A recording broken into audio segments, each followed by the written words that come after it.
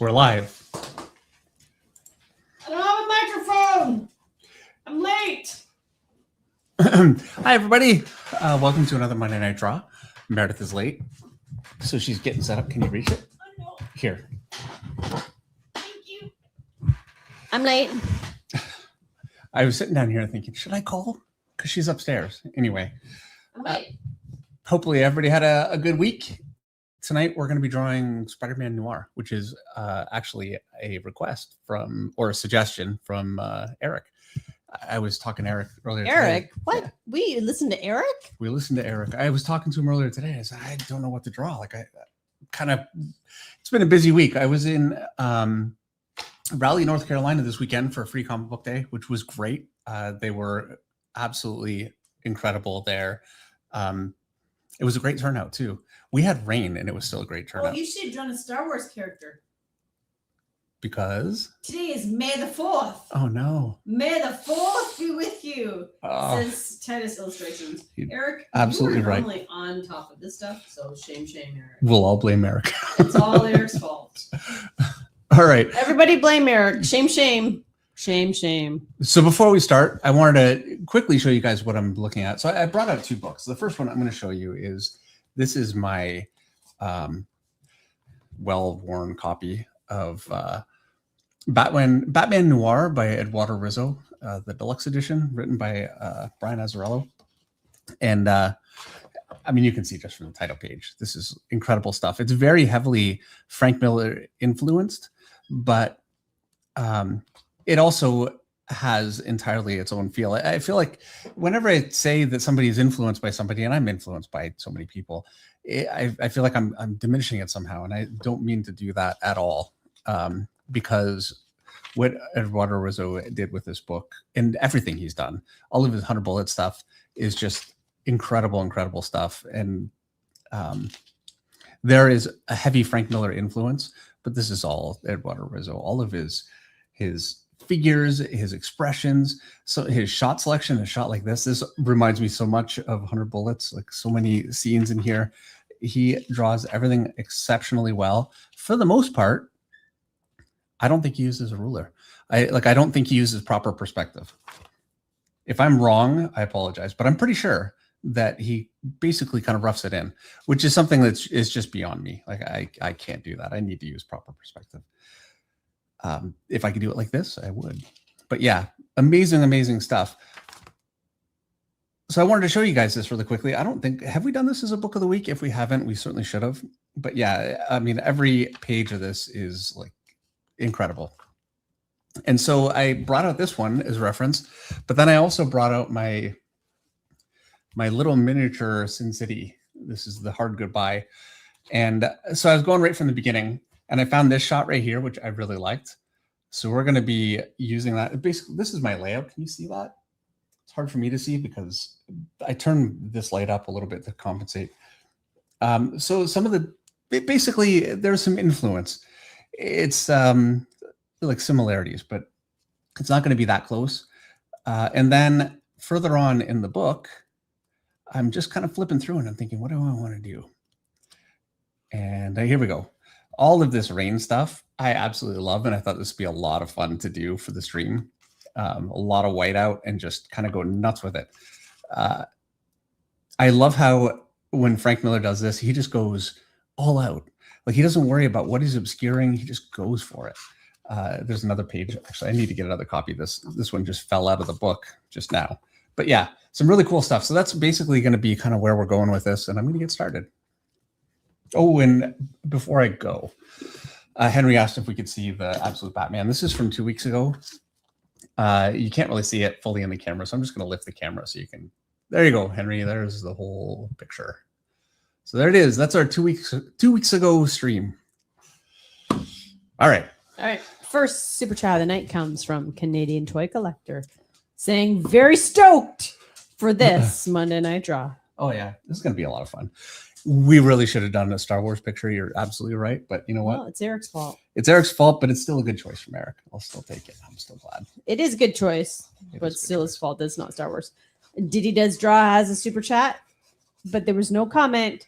So Diddy, don't super chat again. Just like if you can tag me in your next comment and ask me the question that you would have asked in your super chat, I will read it. Greg Static Art has a super chat. Hey, DNM, Noir in the Finch style will look sick. Thank you, Greg. I sure hope so, Greg, and thank you very much.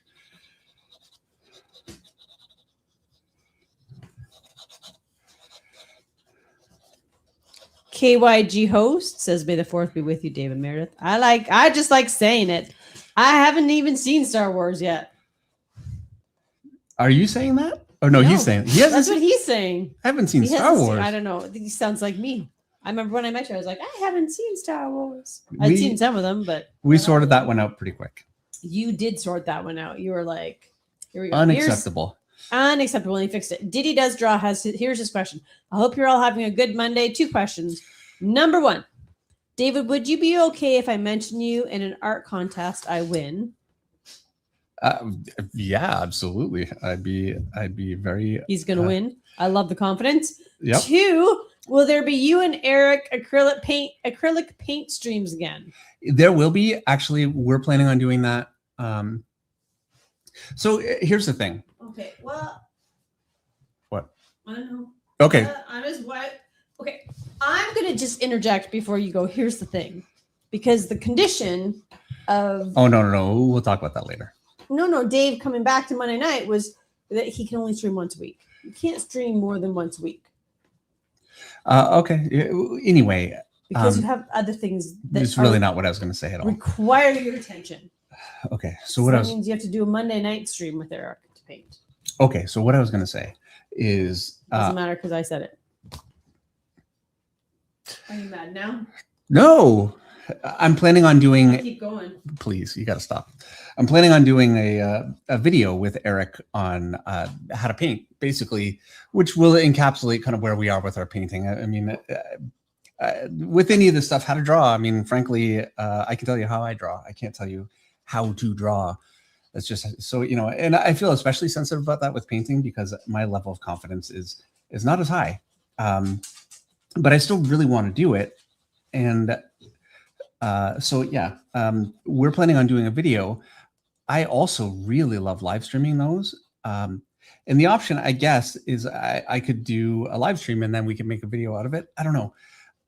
We were going to do it actually this week, and we just weren't able to kind of get everything together to do it. It's going to happen over the next week, basically. We're going to do it one way or the other. It'll either be next week's stream or we'll do a video one. But yeah, that's coming. So there you go. Shut him down because he didn't do Monday Night Draw. May the fourth be with you. So we'll see. You bailed on us last week. Excuse me. There was no room for me to. I sat here for an hour and said like 3 words. I was like, you don't need me. You sat here. He was such a great guest. He was. I know. Not need me. He was absolutely top tier guest. Unbelievable. You know what? Fantastic. I've talked to him. For you. I talked to him, and I knew he would be great, but I did not expect that level of great. I'll be here for all your streams. And when you have a guest that's as great as that, I'm just going to piece myself out and go to bed. Yeah. Which is exactly what I did. Yeah, it was having you here. And like when you looked at me and said, I'm going, I'm like, yeah. I mean, you looked back at me a couple times and you're like, are you going to stay? Yeah. I knew you'd already decided in your mind that it's time for me to go. You didn't want me here. Well, here's the thing. You didn't want me here. You were like, get out of here. We don't want you. We don't need you here. Always want you here. If I don't look, there are times I run out of things to say. I'm not the greatest orator on the face of the earth. I did not need to worry about that with Victor Farrow. He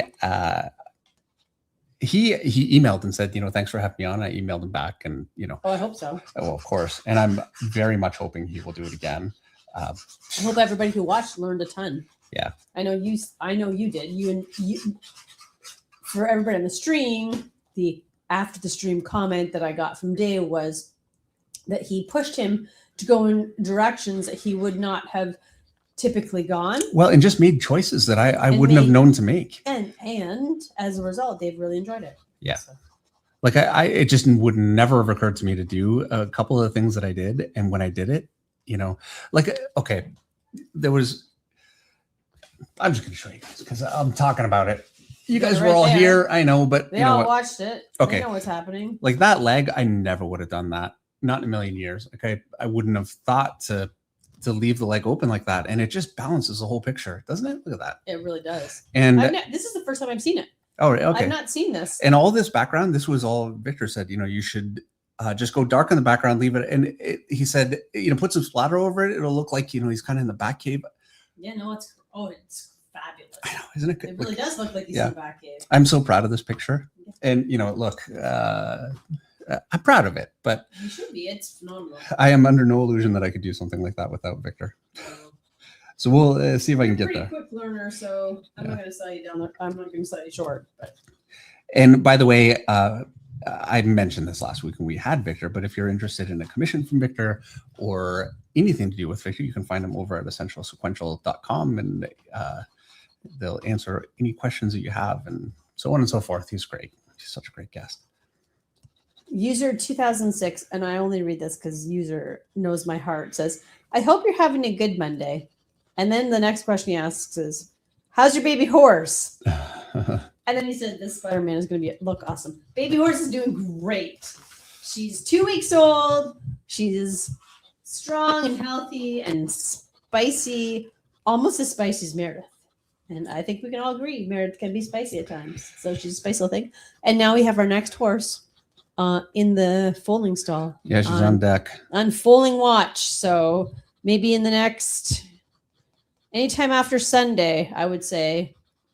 So not this week, but I think sometime next week, we might have another baby horse to add to the Finch Farm family. Could be. Could be. If anybody's looking for a horse, this baby will be for sale. Or if you know horsey friends. No, I'm just kidding.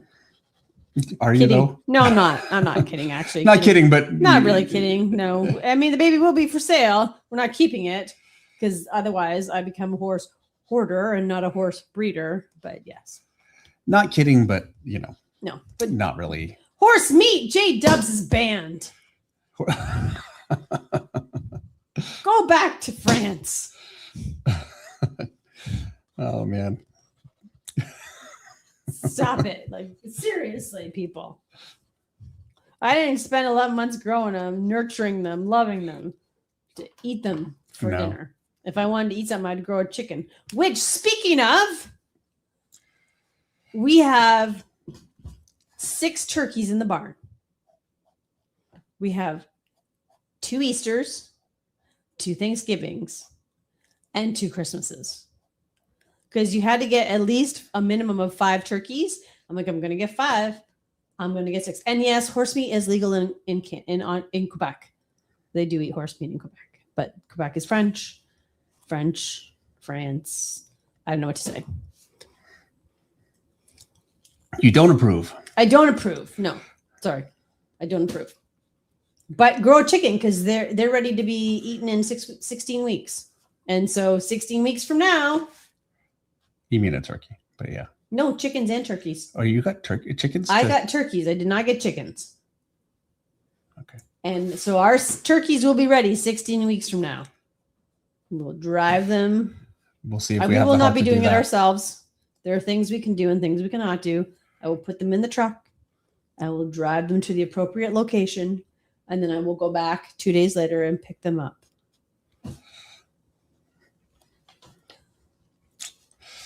It's a cruel world.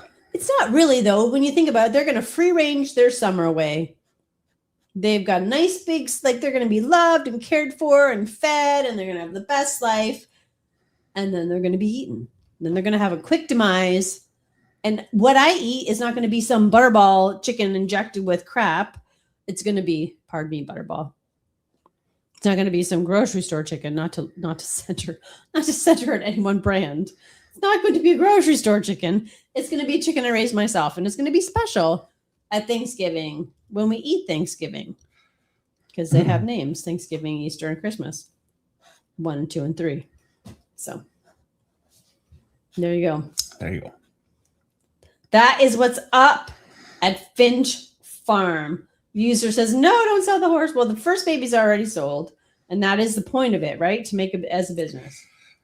Right. And we'll have the first baby for another 8 months. But Yeah, they're here for 8 months, and if I didn't sell them, then I wouldn't have room for us to have fresh babies next year.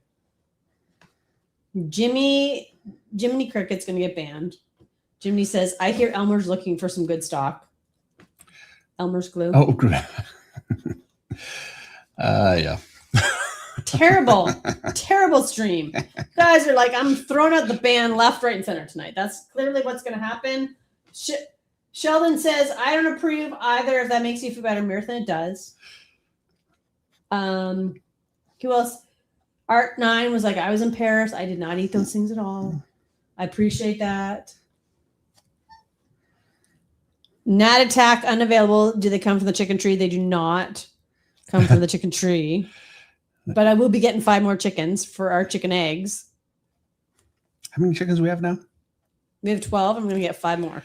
And the reason I'm going to get 5 more, hear me out on this, is because a significant number of the 12 that we have are too old to lay. Really aren't laying. Right. Yeah. They aren't. They're as soon as the days, like they're laying an egg every 4 days. And as soon as the days start getting shorter, they're not going to lay at all. So turkeys do lay eggs. Extreme maybe was do turkeys lay eggs. Ours won't live long enough or be sexed. I don't know if they would. They're going to go to the big turkey coop in the sky right around the age at which they would start laying eggs. But turkey eggs, I would imagine, like duck eggs are significantly bigger than chicken eggs, and turkey eggs would be significantly bigger than a duck egg. And I don't think they would lay as often. Like chickens are bred to lay, 200 to 300 days a year. Like 300 days a year is an average number of eggs for a chicken. So there you go. There you go. Art9 says, so Meredith, if you sell the young horse, will you have enough money for your son's wedding? No, we will not.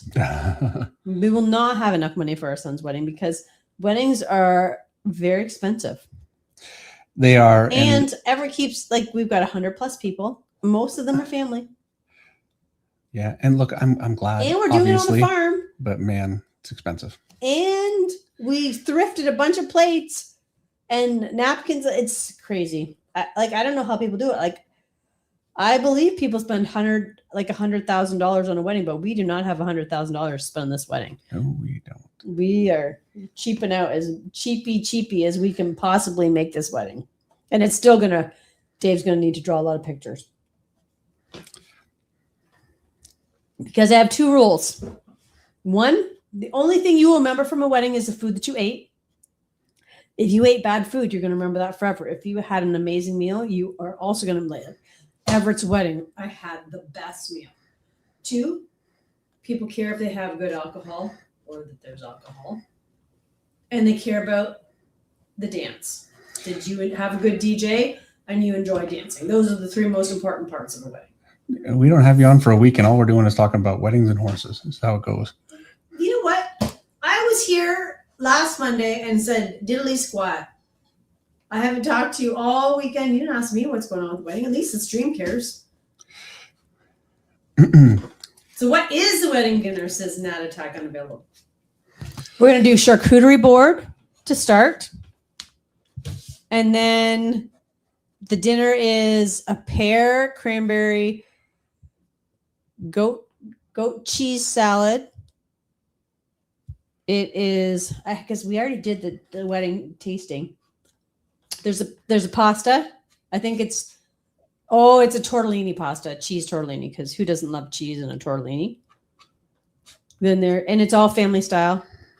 Then there's steak, prosciutto wrapped chicken with cheese, roast potatoes and asparagus.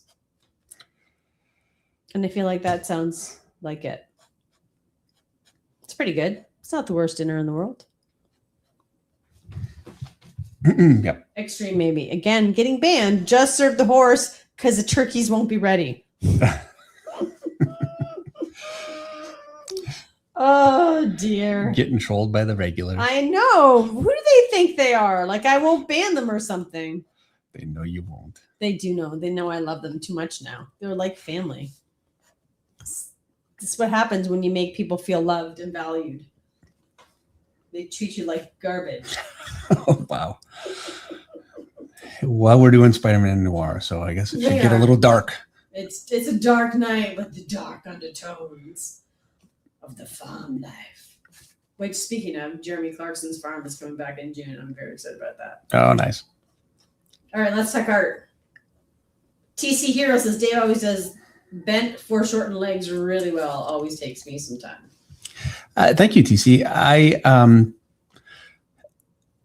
have stolen most of my bent leg. There are a bunch of artists. So Mark Silvestri did this really, really well. And I learned this originally from the way Mark would draw Rip Claw, that kind of thing. Actually, my very first page that I had published, I did backgrounds of Cyberforce issue 6 was a page with Rip Claw with his arms all up and his legs bent like this. So, it's this kind of pose has a lot of history for me. My biggest influence for this, though, is Joe Quesada. He does this masterfully well. So if you're looking for like a really good reference for how to do this really well, Sword of Azrael by Joe Quesada and Kevin Nolan, another one of my absolute favorites, is a great source. In Daredevil, I can't remember the name of it, inked by Jimmy Palmiotti, written by Kevin Smith. Phenomenal book.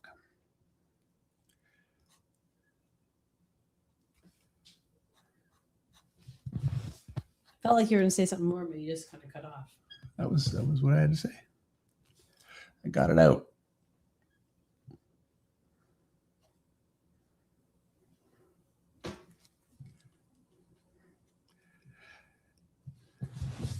So what was your favorite part of the weekend, Dave?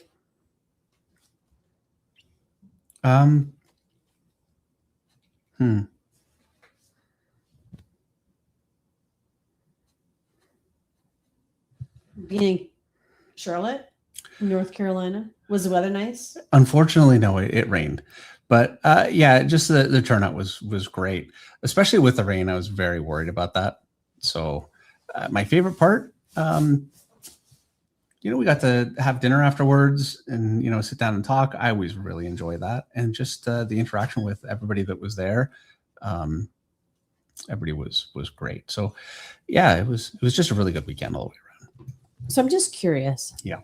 Because I inquired tonight about your, convention schedule. Did you intentionally book all of your conventions around weekends when I had horse shows? Yes, as a matter of fact. That was the plan. Because I have a limited number of horse shows I can go to this year because of the wedding. And as it turns out, the next horse show I can attend, you are also away at a convention. So you're going to do it or are you going to skip? No, I'm totally going to do it. I only have so many horse shows to get my points. It's just a hassle to make it work. I'm going to see if Haley will come and babysit the farm. Okay. I'm going to look for a farm sitter for one night. Right. Because, yeah. I want to have my life too. I mean, this is my life, to be fair, but my life involves other things too. Yeah, I know what you're saying. Charles Petrie says, my computer isn't letting me do a super chat, and I was curious if Dave has time or interest in sports or other hobbies. Horses are his hobbies. And if someone wanted to ask that, that'd be cool. I asked it. Besides F1, which is that a sport? Yes. Well, it was. I haven't watched this weekend's F1. I'm going to watch it. I mean, who am I kidding? I'm going to watch it, but I'm not thrilled about this season right now. He doesn't like the electric cars. Look, I wouldn't care. It's not that they're electric. As a matter of fact, I was very much against electric because, obviously, right? But I was in a Rivian and that thing, it's like a rocket. I couldn't believe it. I've never felt anything like it. So yeah, electric cars are fine. The problem is they have to harvest energy and they have everything all balanced so that it's killing the racing is what I'm saying. Cornering isn't top speed. And so the racers, the best racers, the best drivers are being heavily impacted, like Charles Leclerc and Max Verstappen. I haven't watched this weekend, but so far he's been not doing well. Charles Leclerc has been doing well. And you know what? It's nice to see Lewis Hamilton doing well again. He's back. That's nice.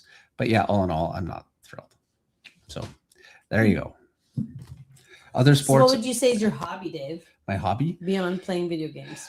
Playing video games, riding my motorcycle and playing video games. Like, and you know, every other hobby I have is honestly, it's this. It's painting. This is, you know, this is a hobby job. It's not a real job.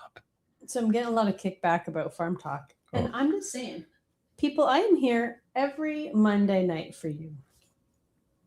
Sometimes I'm going to talk about my interests too. That's just the way it's going to go. I told you it was a lot of wedding and farm talk. Well, you know what? We're only 25 minutes in. And I sit here 2 hours a night, week after week, talking comics. And if I'm going to talk about farm one night out of like farm and weddings, I'm going to do it. You're going to have to suffer. No different. It's as applicable to comics as F1 and motorcycles. Okay. Coran Kaiser Stone says, just tell that chicken it's a cookbook. They do enjoy their cookbooks. Did you ever do horse sketch? Comics Embrace says we need a horse sketch book. Stat. Seriously, I would buy it. You have done a horse though. Not. On the stream, have you done a horse? No. No. I've drawn horses certainly in Walking Dead. That's been actually quite a theme. A lot of horses in Walking Dead, actually. Thank God that we have horses, so you know what a proper horse looks like. Yeah. Because there's probably no horse in comic that looks better than Dave's Walking Dead horses. Well, okay. Thank you. That's not true. But either way, it has been helpful. And so in Walking Dead, you know, originally, when the story was newer, there was more. I'm kind of going backwards here. Shoot. There were more cars, but you know, I don't know if you know this. I don't know where I saw this, but apparently, and well, you know this if you have to winterize your engine, fuel will degrade over time, and so after like a year or 2 years of cars just sitting out and any fuel that you have, it will just completely not work. So does that mean Kirkman knew about cars when he wrote that book? He's a smart guy. He is a smart guy.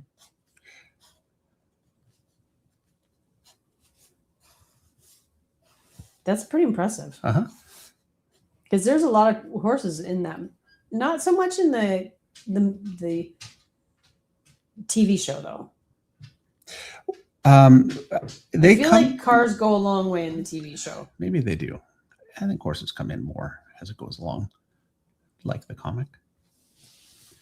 Dan Castelli has a super chat and says, Dave did an incredible horse in his Noman vid. And that was pre us owning horses. Yeah, and thank you, Dan. That was a mechanical horse, which was fun. That was the inspiration for Rose. That Noman DVD. Yeah, it was. And when we gave it to Iguara, Meredith basically said, just do what you want with the design and, you know, make it yours, which he absolutely did. And he did an incredible job. Yeah, he really did. All right, we're basically drawn in. So what's going to happen with this one is I'm going to spend all this time drawing this figure, and then I'm going to destroy it with all kinds of rain. Cool.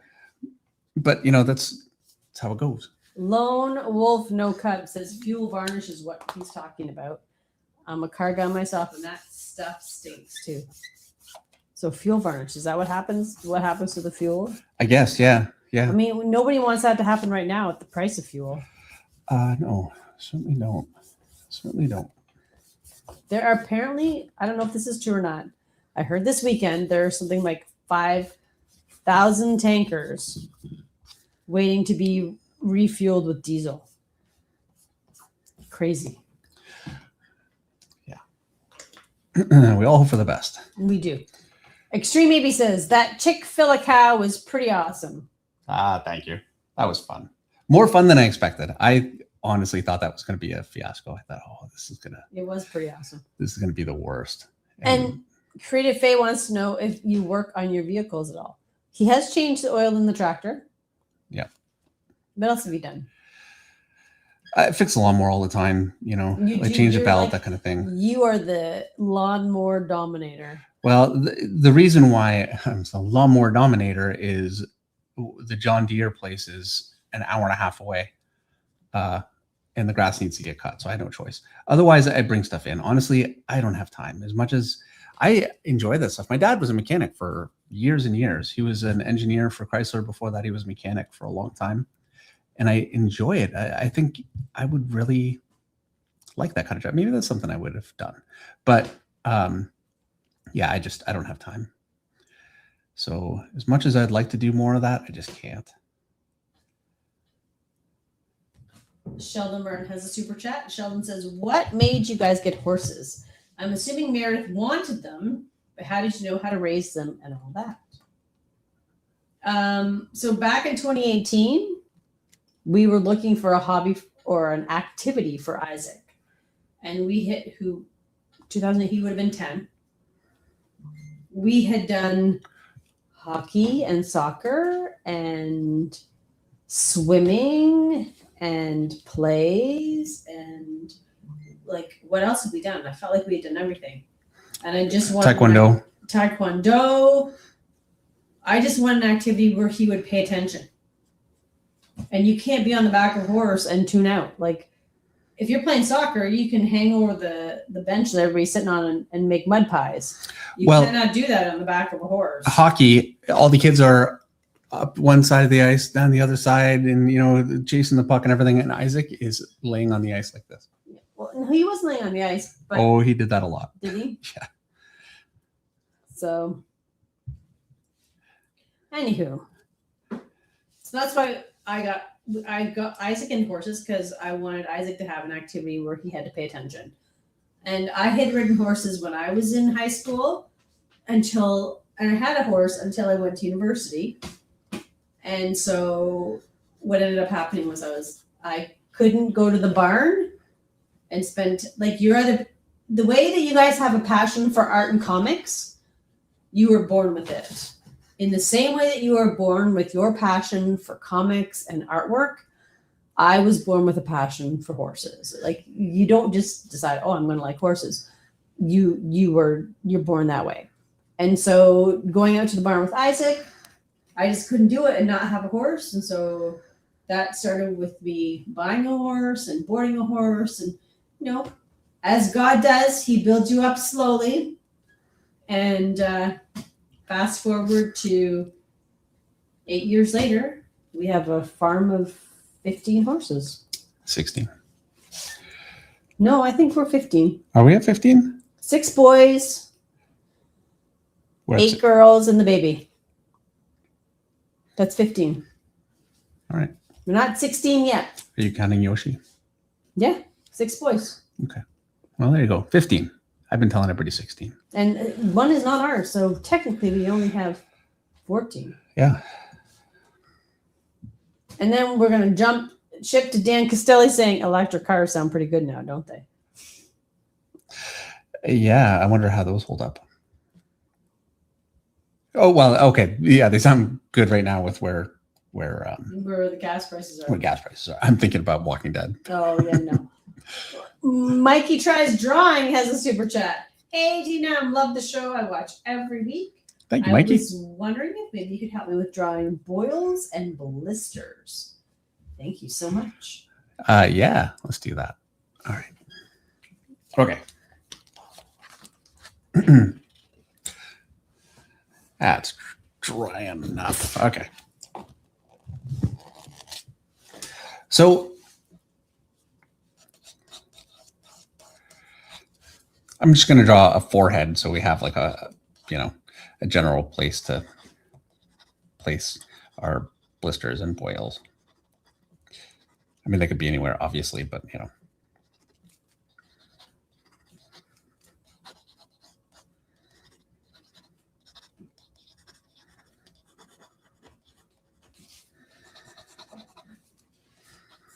Okay. So first of all, I'm just going to light my face this way, just really simply.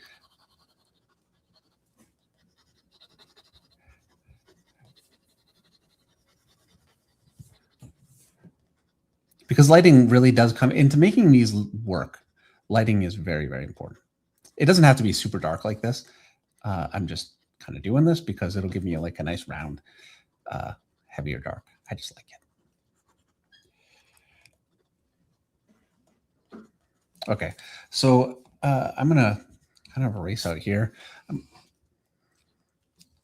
gonna sharpen my pencil. I'm gonna start with one right here. Put another one here, another one here, kind of overlapping. And as with anything like this, so if you're doing Kirby Crackle, it's the same thing. So if I draw like a big circle, I want to draw a medium circle and then a small circle, and just keeping thinking in those terms. Here's a big one. Here's another medium one. And here's a small one. And you can see how like pretty quickly, maybe I'll make that small one just a little bigger, but pretty quickly you get something that looks fairly organic. It's a bit of a hack. It can be so easy to go, here's a circle, and here's a circle, and here's a circle, and they're all evenly sized and evenly spaced, and that's a real problem. And you can do the same thing with this. You could draw a boil here and a boil here and a boil here, and next thing you know, you've got boil, boil, boil, all the same size, evenly spaced, and you really don't want that. So let's draw another one here. Draw one here, maybe another tiny one here.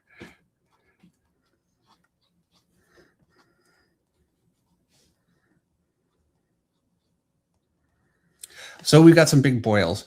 Now what we're going to do is we've got our light coming from this direction. And so I'm going to just start with some line weights.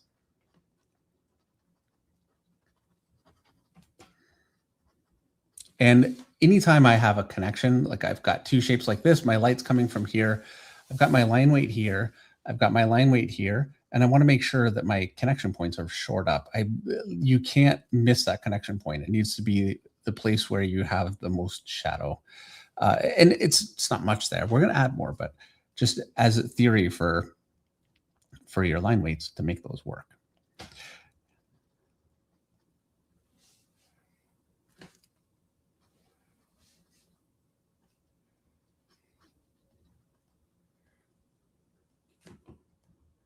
So I've got some line weights, and now what I'm going to do is I'm going to go a little heavy with my lighting.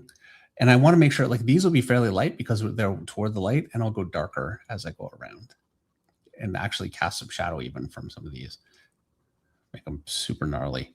And it's all just really, it's just simple round shapes. Create another one here with fairly simple shadowing. And you can see how that really works pretty quickly.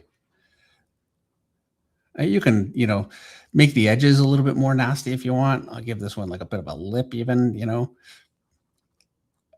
So here's a bit more of a,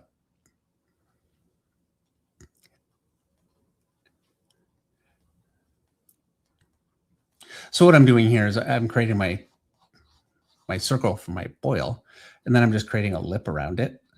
So I've got my lip, and that would be, kind of my shadow that way. But I'm breaking it up because that would start to look pretty artificial. So I want to just, kind of break up the shape and create some interesting stuff in there. And I can do the same thing. I can just create some lines kind of into it, kind of just squiggle them in, and then just some line weights in there. Again, maybe this one I'll just go totally dark.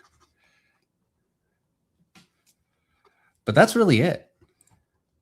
It is no more difficult than that. Give this a little more shadow. This one. There you go. That's how I would do it. Oh, knock on my camera. Okay.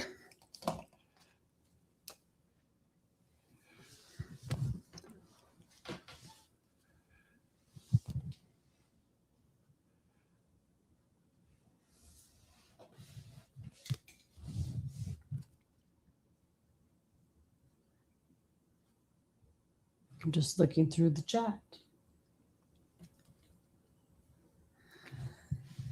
Titus Illustrations has a super chat. Hey, DNM. Spider-Man Noir is coming out great.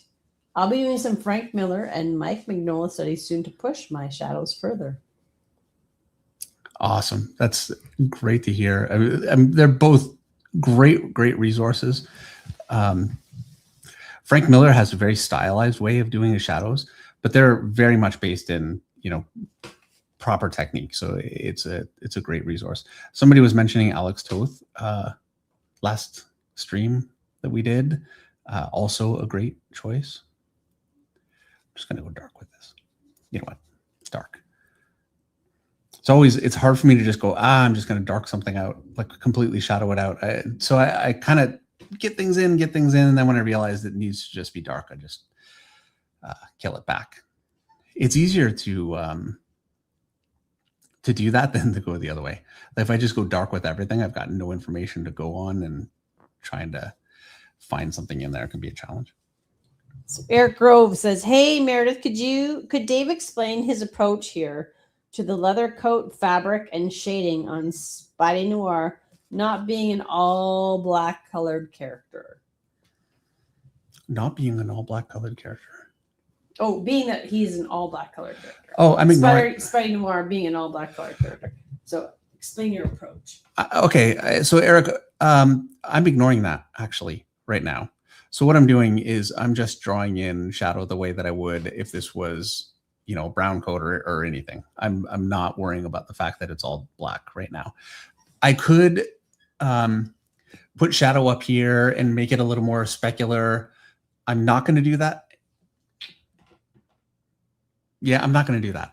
I think it would be a mistake. It would be a choice that could work, but I think it would start confusing things too much. That's my thinking. I could be wrong. Maybe I will do it, but right now I don't think that I will.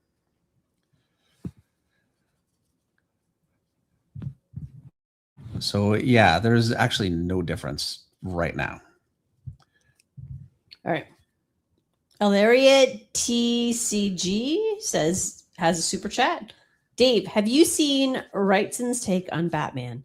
He makes me want to rage quit. Why is this? What the heck?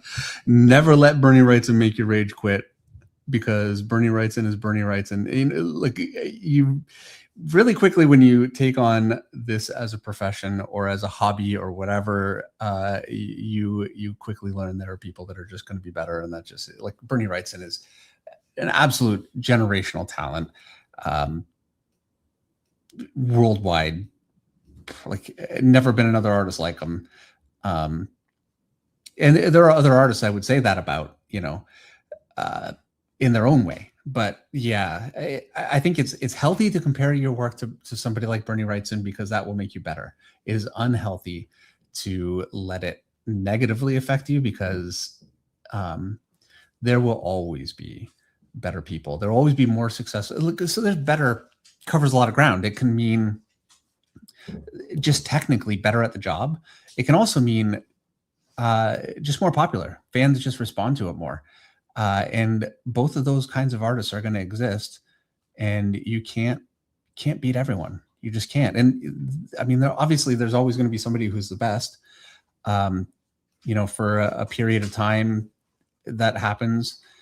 And that'd be great. We all aspire to it, but yeah, you can't let that be your standard. You'll drive yourself crazy. I've done it, and it didn't get me any closer to being better.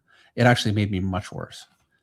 I stopped focusing on my work. I started being bitter about the fact that I wasn't who I thought I should be. I thought I should be whatever. And I'm not thinking I should be the most popular artist in the world because my work is better. It's just like this immature feeling, and it's very destructive. So yeah, focus on the work. Be thankful that there's work out there like Bernie Wrightson that you can use as a resource and just to enjoy. And yeah, never let that beat you.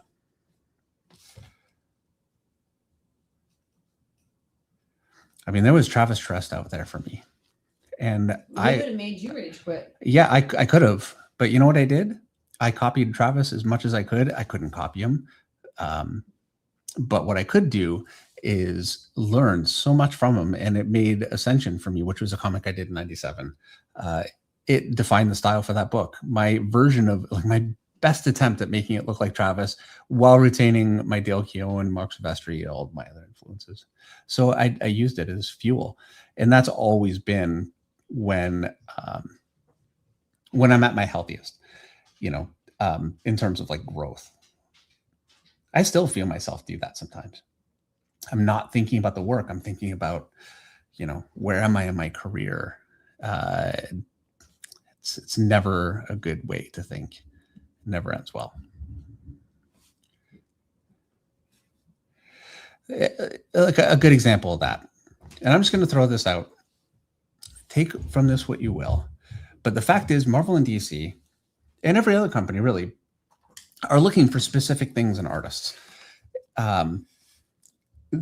Marvel and DC want superheroes drawn in a heroic way. They want strong anatomy. They want good. Everybody wants good storytelling, but they want the characters to not only look like themselves. Spider-Man needs to move and look like Spider-Man, but they also, frankly, they want a style that their fans are comfortable with, something that's not going to throw them. And that's not fair to so many of my favorite artists. I mean, Rob Liefeld, when he came around, there's nobody like him. They took a chance on him, and look what happened. Todd McFarlane, Sam Keith. I mean, so many of my favorite artists when I was coming in were so different, and that was really what made them so special. But it doesn't change the fact that it is a harder road. And you really do have to think about it when you're looking to break in. Are you doing the kind of work that they're looking for? And if not, it's not a problem. It's only a problem if you won't change it. So, if anatomy is a weakness, you have to know that that is going to be a problem working for any superhero-oriented company.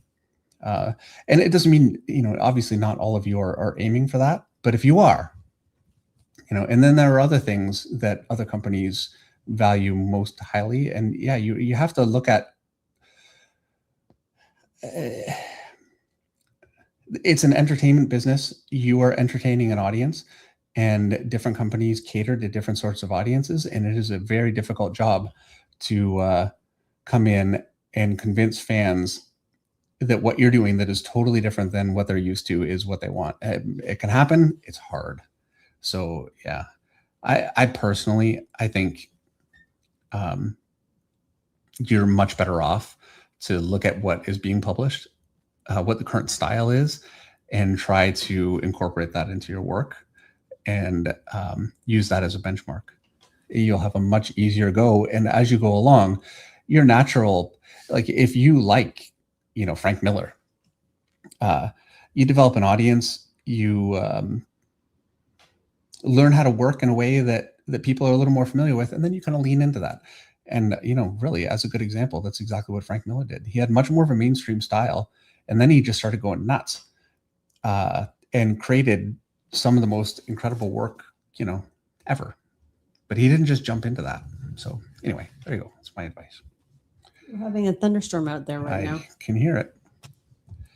And hail, apparently. Yeah, it's crazy. Michael Clyburn has a super chat. Michael says, "Hey, Dave, it's me again from Baltimore, who you gave advice to. Hi, Michael. Someone hired me to do interiors. Yay, Michael! Thank you for everything. I've already received the script. Do you have any advice? You're a national icon." Okay, first of all, I want to point out that it was all me. It was, not you at all. It was not me. Like the work was you. incredible. I did nothing. So no surprise, Michael got work. Yes, you have no need to thank me, but I will still take it. Thank you. So, okay, I was so caught up in thanking myself. What was the question? He said, do you have any advice? He's already received the script. Okay. Here's how I approach it. And we're going to be covering this much more soon. We're going to be talking about that soon. But the first thing you want to do is read the whole script. Don't worry about how you're going to draw anything, just whatever. Just read the whole script and familiarize yourself. Thank you. You're welcome.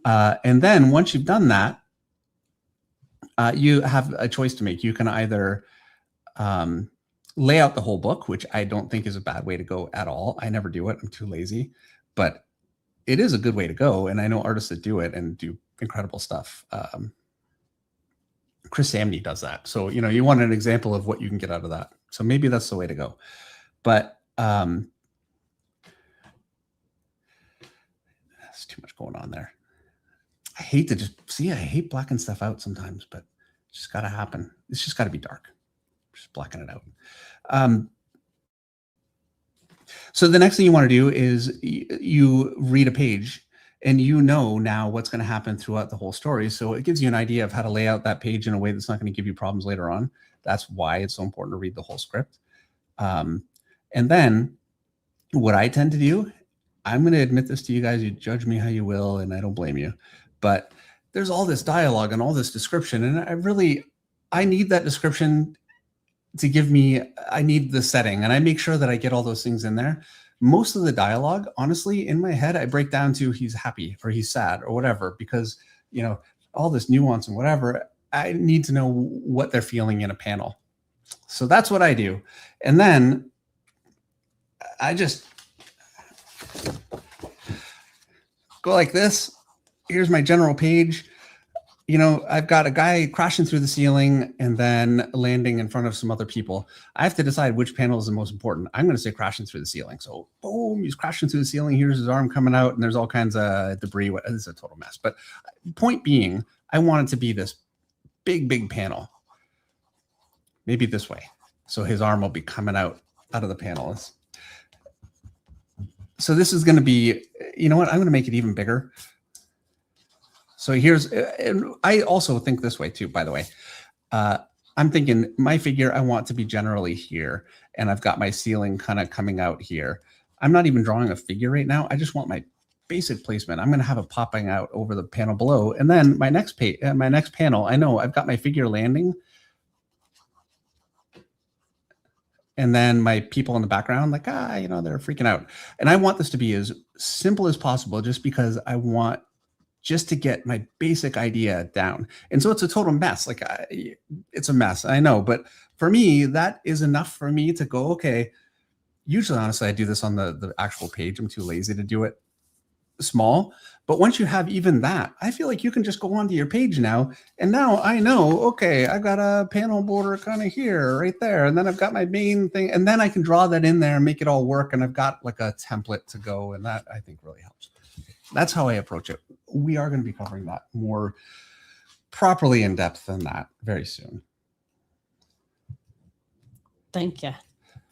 Hilarious TCG has another super chat.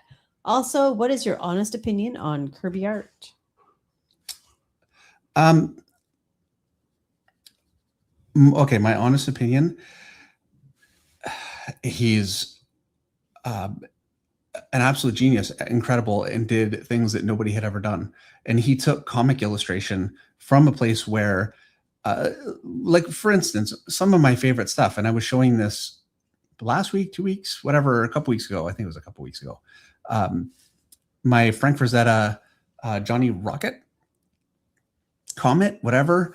And if you look at the way that's laid out, and it is beautiful stuff, but it's much more consistent with how things were done kind of in the 50s. And, things were much more, figures were similar size. The angles that of panels were more similar. You didn't have things like a figure with a fist, like 2 times the size of the head coming out. Like things like that just didn't happen. And Jack Kirby really pioneered all of that. And like a peerless designer. I mean, absolutely incredible designs. He was able to draw like 10 pages a day at times, apparently. This is what I hear, which I don't know how that's possible, but this is what I hear. So yeah, in terms of my like artists that are influences for me and that I personally really respond to, I would be lying if I said that he was. But then I have the advantage of all of the artists that he influenced, incredible artists that took so much from Jack Kirby. Walt Simonson, huge influence for me. But honestly, everybody is so influenced by him. So he's not a direct influence for me, but I have an immense amount of respect, and not just respect. I mean, I enjoy his work. I just don't find it something that I personally look at for reference. It's so different than the way that I think and draw that. I wonder, because I've got a Jack Kirby book. I should be really looking through it more and trying to pick some things up from it here and there, because it is amazing stuff. And I've never actually really done it. He's not been an influence, which is crazy. I mean, he has indirectly. But there you go. All right. Vincini USA Jardum has a super chat. The Mortal Kombat 2 movie is about to be released. How about an artwork featuring classic characters from the game? Maybe a fatality scene. That would be fun. Okay, we're committing to that right now. That'll be so much fun. I'm going to do that. I did do a Sub-Zero a few years ago. So what I won't do is a Sub-Zero just because I've already done it. So I'll pick 2 different characters and we'll do a fatality scene, because come on. I've done some action, but like picking a classic kind of. What's a fatality scene? That's the scene where someone dies. It's yes. So you win the fight. Otis, come on. Go. What are you here? Stop. Go over there. What? Suddenly we have an anxious dog. It's because it's a thunderstorm. You're gonna cut him it's some a slack. storm. He can't get over himself with thunder. And I'm like, why is he all over the phone? Yeah, getting upset at him is not going to help. No, it's not. I didn't understand what's happening because I can't really hear the thunder and lightning. Yeah. It's not really a big deal. Lay down. Good boy. So, yeah, I'm going to do that. All right. I already know what I'm doing this time next year. Which is Star Wars. Well, it will be May the 4th on a Monday. Oh, no, you're right. It'll be May the 3rd. Oh, this is like... It could not have been better. And this is where Eric just really dropped the ball, Eric. I'm sorry to say. You don't normally drop the ball. Eric is normally the king of the win. But... Dun, dun, dun. Eric's going to feel badly all night long now. I'm going to give him a compliment. I'm sweating him out. Poor Eric. Eric, we love you. You know, he's like, whatever. We love you so much, freaking Eric. try. How much can I help you people out? We love you, Eric. I'm just sweating you down. Greg Static Art. It's Monday and I'm tired.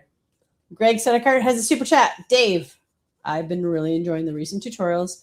Seeing the process from the ground up is a huge help. Thank you very much, Greg. Thank you. I'm so glad to be having tutorials coming out, and we have tutorials coming out weekly, which is insane. And that really is only because we have Jamie Wood, and the tutorials, they'll look so much better. I can't keep up with paying him. Yeah, and I love it. I'm so happy to have it. I'm going to have to invoice me once a month. Yeah, he's doing amazing stuff very quick. I'm just, you know what? I'm way too lazy to try and light inside all of that webbing. I'm just going to black it out and then we'll use whiteout. There's a limit. All right. Dan Lassard, Hey, Dan. Dan Lassard's here. Dan says, just wanted to say hey to 2 of my favorite people. Awesome art as always. Hey, Dan. Thank you, Dan. I owe Dan a text, actually. Sorry, Dan. Well, you owe a lot of people a lot of things. Well, I'd grab my phone tomorrow. The Unsanctioned Hit has a super chat. I like that name. First of all, that SM Spider-Man is damn definitive, sir. And please tell us there will be another Monday Night Draw book.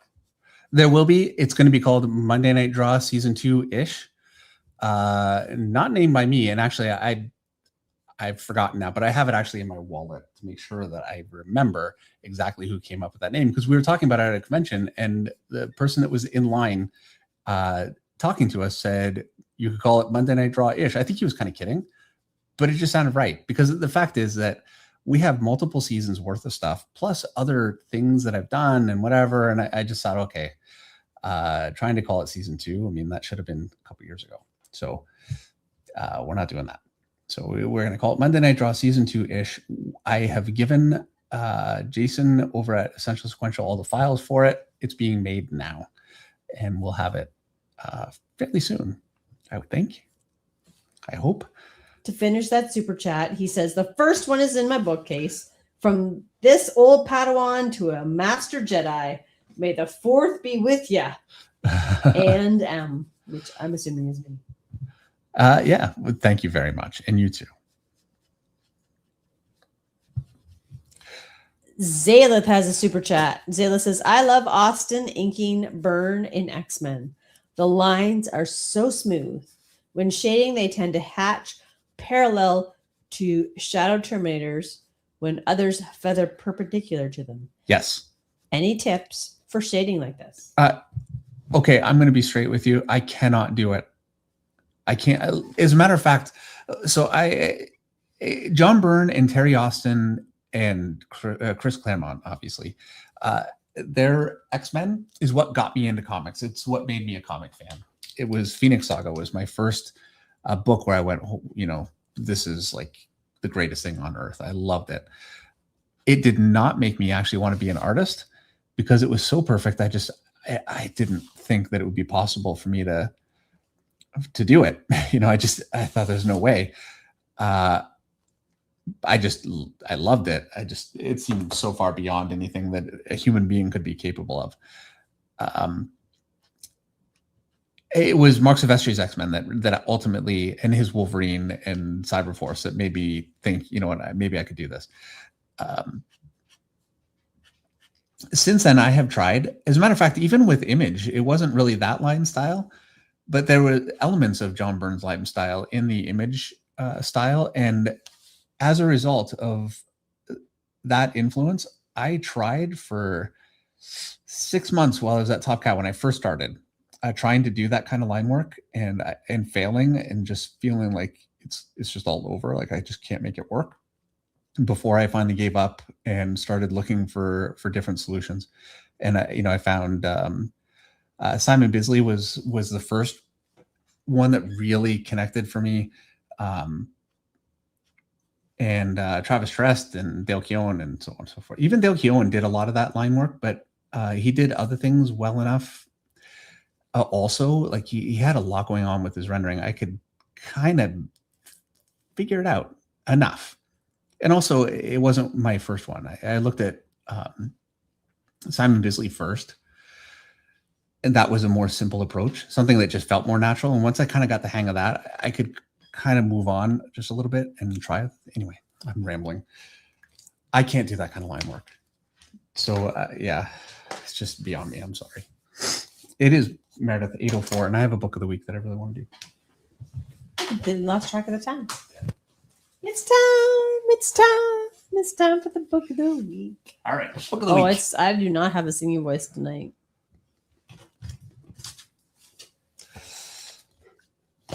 So this is Wolverine issue 77 by Adam Kubert and largely by Mark Farmer. They didn't work together much. Mark Farmer was actually much more well-known as Alan Davis's inker. An incredible inker. This is classic, amazing work from Adam Kubert. Also, let me start, going through this. I mean, look at this stuff.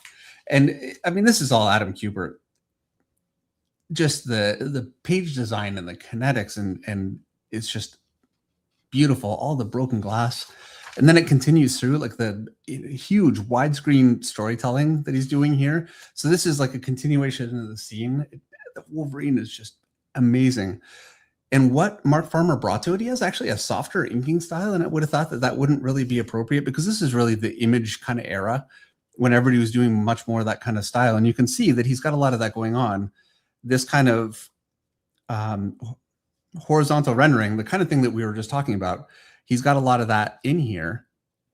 But Mark Farmer, the way he interpreted it just had such a different feel. I'd never seen anything like it. Just amazing stuff. And like that face there, I've copied so many times. This book, when did it come out?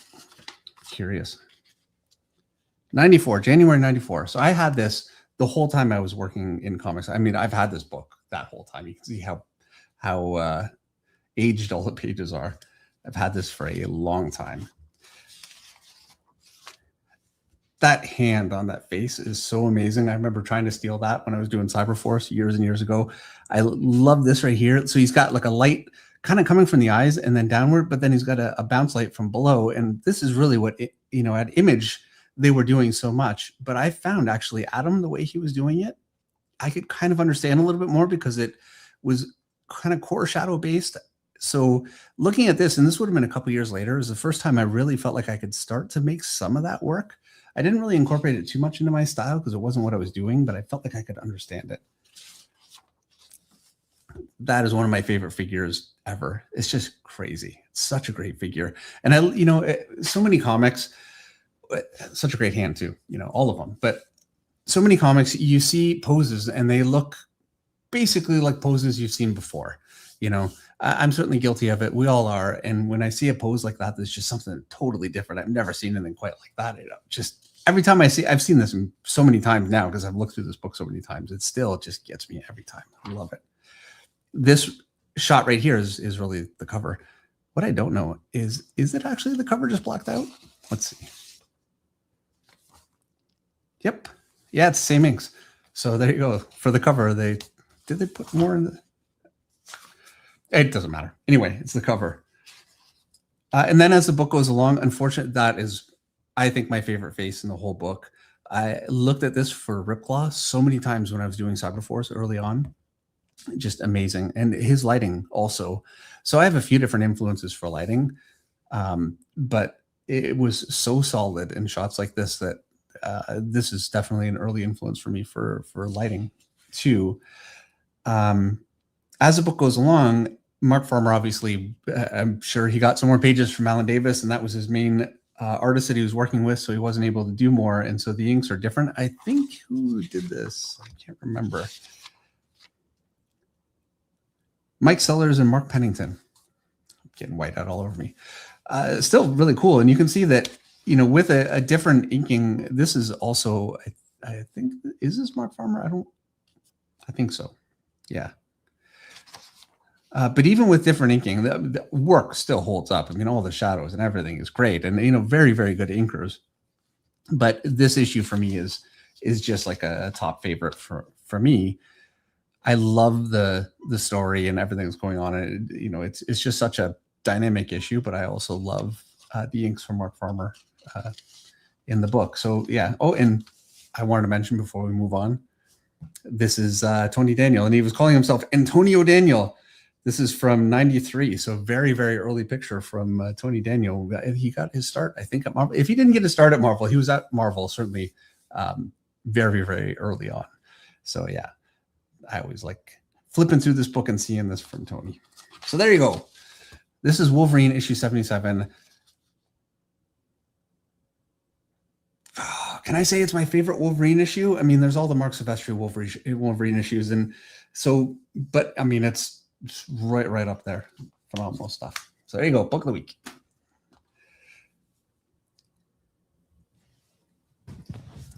Gracias. Okay, so we're going to start putting in our shadow for the rain.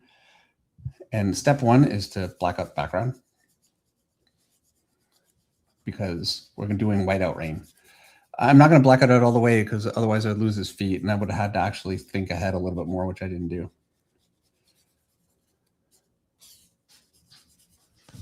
Okay, well, while you do that, I'm going to read the super chat from the kid, which does not have a comment. So the kid, just text and I will watch, make a little comment, whatever your super chat was going to be. Just type it in the chat and I will watch for you.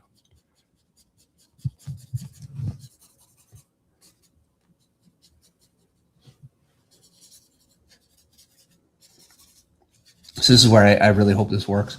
I had a whole plan to make the background dark, like the Frank Miller. So if you're coming in just a little bit later, this is the kind of stuff we're looking at here. Dave, I'm behind in the super chats. Okay. Anyway, I gave myself a problem because I went so dark with his feet and I don't want to lose them. So I'm going to have to do a little bit of thinking while I fill this in. Basically means I can't go dark all the way down. All right. Judrick has a super chat. Hey guys, hope you're having a good evening. Dave, did you use a reference for this drawing, or are you just drawing out of imagination? I used a reference. I have never drawn Spider-Man Noir before, so I need a reference for it. Like the pose and the lighting and all that stuff, and whatever. I didn't like that's just drawn, but I've got it up on my screen right now. A picture of Spider-Man Noir that shows off his costume well, so I get the details as close as possible. All right. Black Tiger is a super chat. May 25th is on a Monday. That's the original Star Wars. Is that next year? No. That's this year. That's this. May 25th. I don't know. I'm losing track. May 25th. That's the day of the original Star Wars. Oh, when it came out. So you can do with Star Wars then. Ah, gotcha. Okay. You know what? Let's do that. Okay. Original Star Wars Day. Original Star Wars Day, aka Real Star Wars Day, says Black Tiger. Fair enough. All right. Well, we'll do it then. And then Colm Yeverfix. I'm sure there's something like Colm YERVFX has a super chat. Got my first commission for a 16-page comic, charging $75 a page. On a scale of 1 to 10, how much am I underselling my worth here? Also, tips would be great. Okay, so in terms of payment, that's not a huge amount, and that is true. I feel a little bit torn because on one hand, artists can get taken advantage of because you want that shot, On the other hand, getting that shot will give you experience. It'll get you out. Published work, which makes a big difference in the market.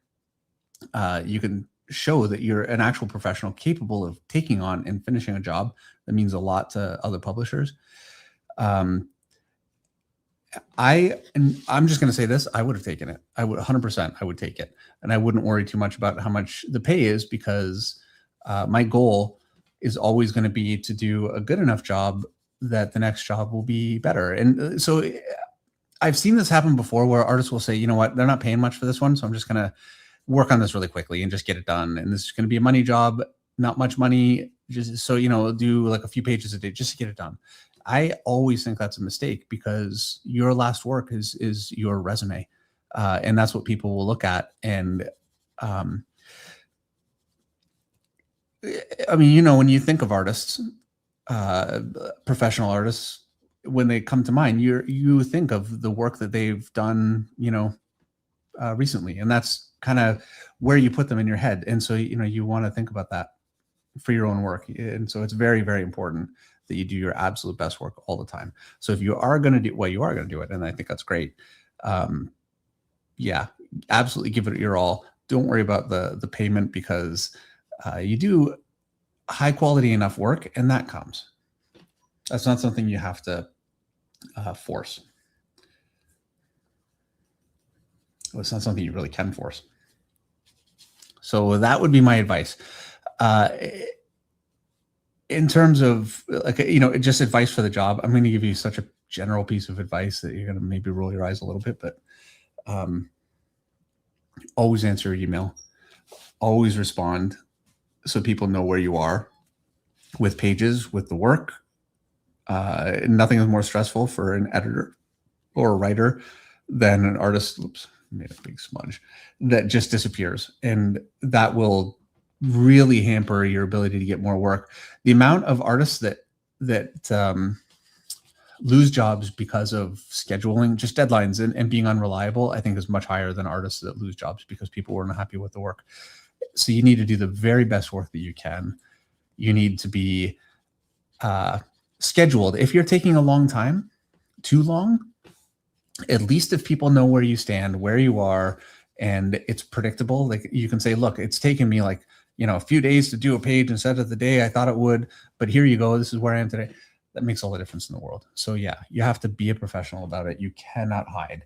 So, if a week goes by and you haven't gotten anything done, that sucks. But what sucks much worse is to have not gotten anything done and they can't even get hold of you. So there you go.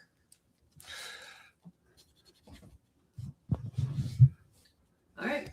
Thank you. Drowned Pirate has a super chat. For a newcomer comic artist, is it worth it to visit cons, and what should they look out for?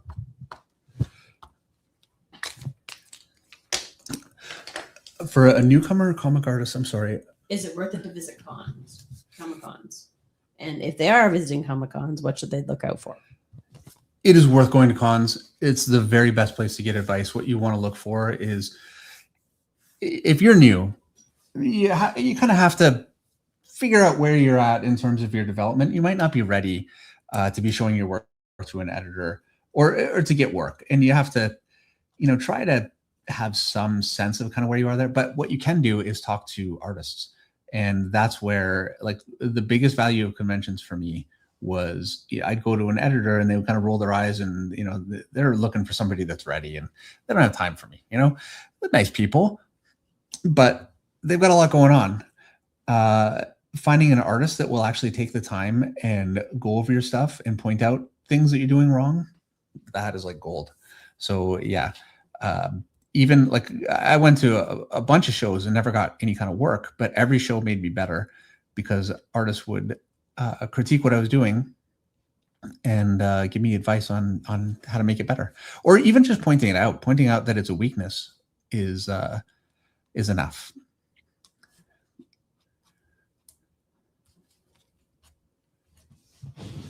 I'm going a little messy with this one because I know what we're going to be doing with this in a minute. I'm going to be obliterating this with white. This picture is absolutely going to get hammered with, I'm going to get my ruler and we're just going to hit it with all kinds of white out. So most of this will just disappear.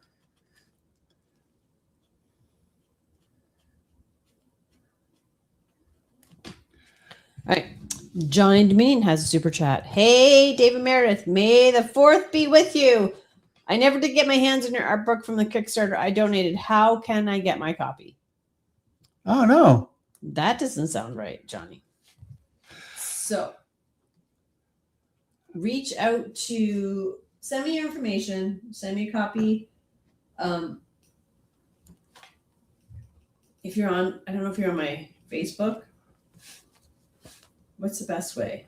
Well, so there's, first of all, you want to email Jason Schachter. Jason is the one who took care of it. Like, it's possible you didn't fill out your survey. And so, yeah, if That's the only way I could see you wouldn't get it. Is right. If there was surveys that you had to fill out to get your Kickstarter book. The survey just being like address and, you know. And if you didn't fill out the survey, you didn't get your product. And I know for people that didn't fill it out, he reached out quite a bit. So somehow this fell through the cracks. I don't know how, but he'll be more than happy to make sure that you get your book and work with you and make sure you get it right away. So I would say, definitely email Jason, let him know, make sure he has an address for you and he will get it to you right away. And apologies. Yeah, through the Essential Sequential. And I'll let him know to watch out for it. Right? Right, Dave? Yeah. To the essential sequential website. Yeah, it's the Essential Sequential email is Jason gets all those and he responds right away. It's not any kind of a dead letter at all. Thank you. Larry TCG has a super chat. If you could go back and learn under any artist, who would you like to meet and study under and why? Simon Bisley. Could be more than one if you'd like. Simon Bisley. There's not more than one. Oh, there is. I mean, oh, come on. Like, give me if I could, have multiple, like bites at the apple, whatever. Yeah. I mean, Frank Frazetta, Mark Silvestri again, I say Mark Silvestri again, honestly, because I hid from him. He would come through to critique people's stuff. And for the most part, I hated it so much. I was so sensitive about my work that I mostly just tried to avoid it. We had this talk today, actually, because you're complaining about my mentor in the breeding community. You're like, you should do what you want. Yeah. Anyway. And then I'm like, you had your mentor. Everybody needs a mentor. You do. Yeah. Everybody needs a mentor. It makes all the difference. And I got so much from Mark and I didn't get things that I could have gotten had I been more open. So yeah, Simon Bisley, obviously, because, come on, if I was in 94 when he was at his height with his painting. Yeah, you guys all know I love Simon Bisley's work, and that would be. He's not shy about it. I am not shy about it. So yeah, that would be a big one. I guess the other one would be what's the Bernie Wrightson, Jeffrey, and then Catherine Jones, and oh my gosh, did Weapon X. It's one of my favorites. Like, huge influence. He did You're Conan. the wrong person. My brain sometimes. I'm waiting for somebody in the chat to say it. Say it. Well, I'm done. Oh, and Mike Kaluta. I didn't even actually mean Mike Kaluta, but yes, Mike Kaluta. And actually, Mike Kaluta is a huge influence on me now. I was gonna say I'm too far back in the chat because I got super chats. My chat's not current. Sheldon Martin said Barry Windsor Smith. Thank you, Sheldon. I mean, a huge influence for me. And, my brain just farts out on names. It's a problem. But yeah, being able to be in a studio with those guys, or being like Gaijin Studios with Adam Hughes and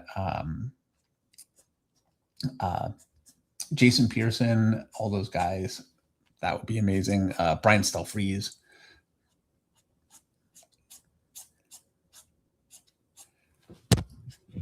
Alaria TCG has another super chat. I wanted to ask you before, your recent work seems much more refined. How has a skin breaker made you grow as an artist? Sorry for all the chats. Never apologize for all the chats. Yeah, and we love the questions. And thank you for the nice comment. I very much appreciate that. I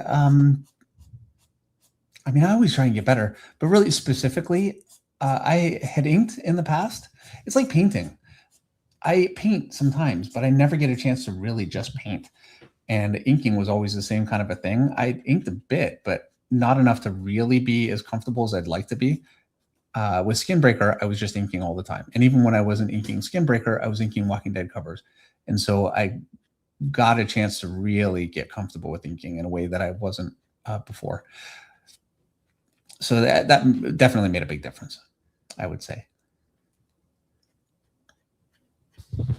And just having time, there's a level of refinement that you can get with time that like this picture here is not refined.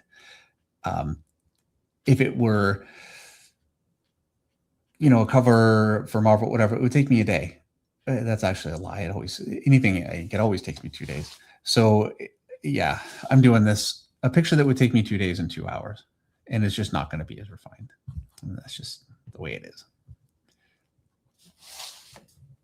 Dan Castelli has a super chat. Did you see Simon Bisley talk about you on Comics Den? No. He said you're a genius and a good friend. Pretty sure you could get in his studio. Yeah. You just made Dave's day. You made his month. You might have made 2026 for him. Really? Wow. There Okay, now I want to watch just so I can hear it. You're gonna have to watch it. Don't even know what to Bisley say. On Comics Den. Wow.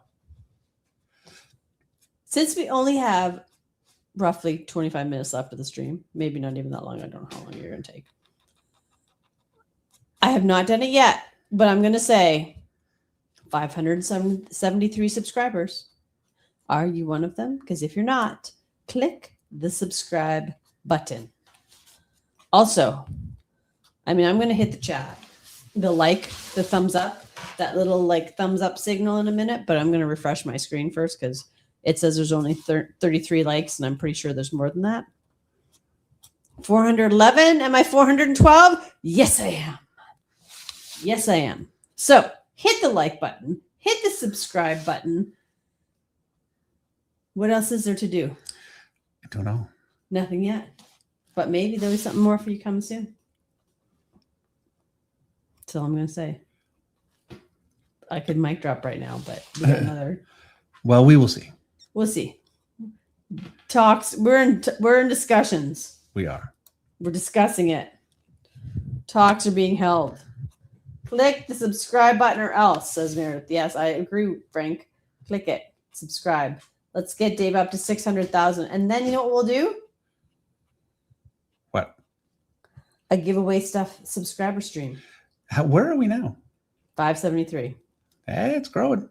600. We're doing all right. Get up. We only need 27,000 more subscribers to get another giveaway. That's In a actually long not time. true. I have already actually promised When that did we you would. promise you would do it? I promised we would do it at 75 because we haven't done it for. Well, that's fair. 575. So you only need 2,000 more subscribers. Yeah, we're almost there. So we're almost there. Tell your friends. Subscribe your dog. Your dog, your cat, your guinea pig, your parrot, your hamster, whatever. Create them an account, subscribe them to the channel. Let's get us up to 575 so we can do another giveaway stream because it has been forever. Yeah, we hit a few milestones and we didn't do it.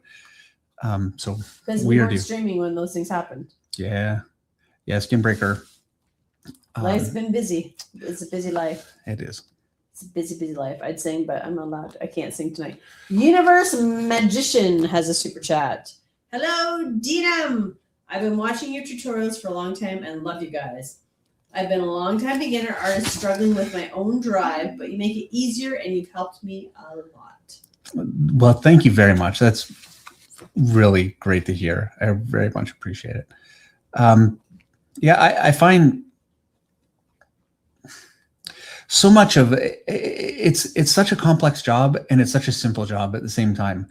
I think like so many of the skills just interrelate and correlate with interrelate.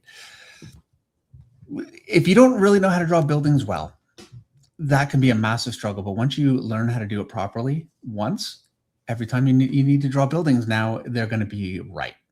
And you have that skill. And it's like that for so many things. And so the goal of a lot of the videos is really to just cover the kinds of topics. Ideally, my favorite videos are the ones that can really be used for a lot of different areas, like figures in perspective. I mean, it's applicable to so many different things.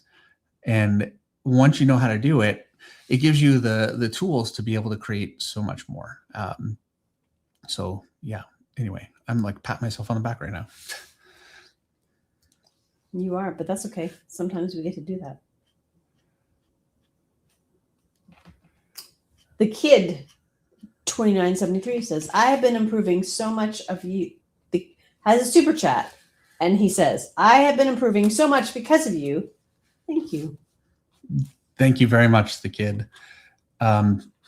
It's amazing to me. Like at a convention, somebody comes up and they're starting to get work and they say that they have been watching the channel and it's been helpful. And I know that, you know, for anybody that makes it, you do it yourself. You have to do the work yourself. It's certainly not me doing it, but if I was able to help at all, it's an amazing feeling.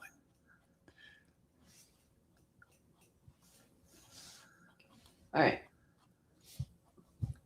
Extreme Maybe says, what would you give away at 1 million subs?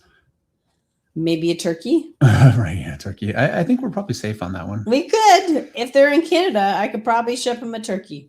1 million is maybe a little optimistic. We're a bit of ways from 1 million. But, would you have said back when COVID started in 2020, which was really only 6 years ago, would you have said you would have 5? We started at 10,000 subscribers. Would you have said you would have 500,000? Oh no, no. So 5-10 years from now, who knows how many we'll have? I remember talking to Eric Roven. I said that 250,000. I don't think we would get there, but I thought that would be like the cap of what would even be possible with this type of channel. So I mean, we've for quite a while far exceeded what I ever would have thought we would be able to do. There you go. And now everything's gravy. But if we hit 1 million, definitely a turkey giveaway. Right.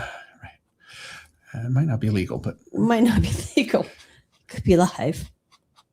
Rosalino Hernando, maybe? I don't know. The name didn't show up as some dots. But it has a super chat with a #1 flag flying that I guess is going to say, you're #1. And it is their first super chat on the stream. Well, So thank you for very, your very super much. chat, and thank you for saying Dave's number one. And if you have anything else, Rosalino, please let us know. Thank you. Colm VFX says, "What pen thickness do you use with the super chat for rendering?" So I do my initial drawing with my upside down Micron. My Micron 01, this is the only size I use because if I go smaller, I start getting such fine lines that it exponentially increases the amount of time, and it actually gets to a point where it doesn't even read well. So I limit it to my 01. I don't go any thicker than the 01 because if I need to go thicker, I just use this. And this is my also upside down Tombow Furunosuke brush pen. This is the hard tip. It's blue with a silver bit right here. The softer one, same thing, but it's just a softer tip, is black with yellow here or gold. Some artists prefer the black one because you can get a more expressive, larger line easier. I don't like it. And you can also get a pretty thin line out of it too. Like it's very good. I don't have the level of control over it that I like. I like this one because I can control it more. So yeah. Okay. So what I want to do now, I'm going to make a mess. I'm just going for it because I want to do some splatter out from this. I have my little tray. I've been trying to clean. Oh, I brought it all in. Hold on. I'm afraid. Should be afraid. Should be. Things are about to get messy.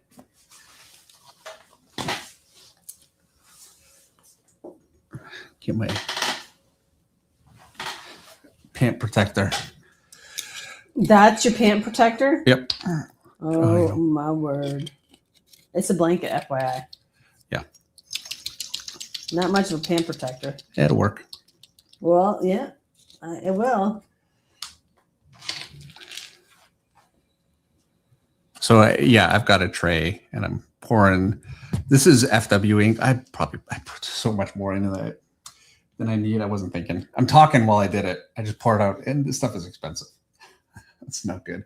This is just FW acrylic ink. And I'm using this because it works really well. And actually, Sean Crystal uses it to ink. Beautiful results. Really, really rich. And you can see here how this is a little mottled. You don't get that with this stuff. Mostly I'm using it because I'm out of just regular ink. All right. Okay, so here we go. The reason this is going to be such a mess is I'm too lazy to properly mask things.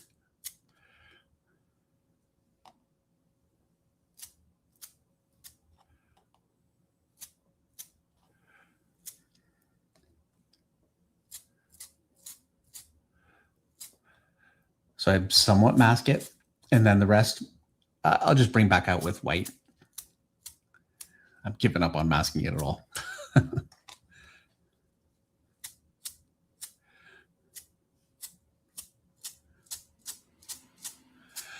Basically, this is going to turn into half a painting just so I can.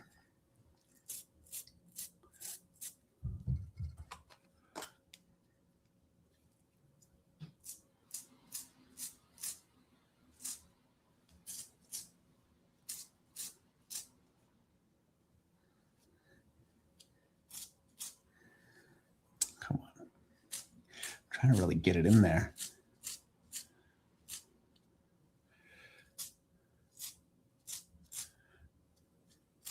I did say that I was going to make a mess of this, right? You did. You did.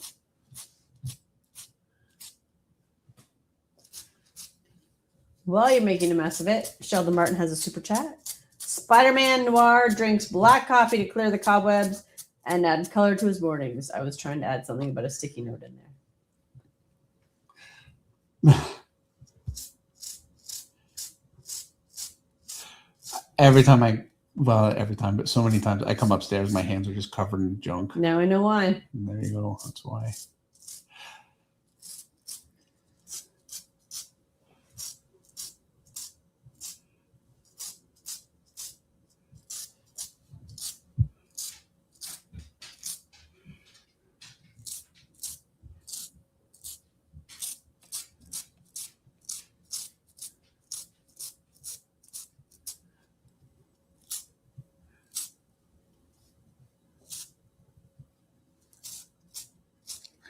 Now I'm kind of splattering on the figure like, hey, this is what I meant to do.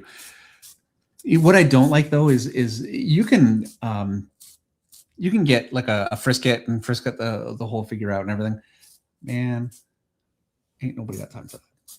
I'd rather just get stuff all over it and then just kind of, pick it back out.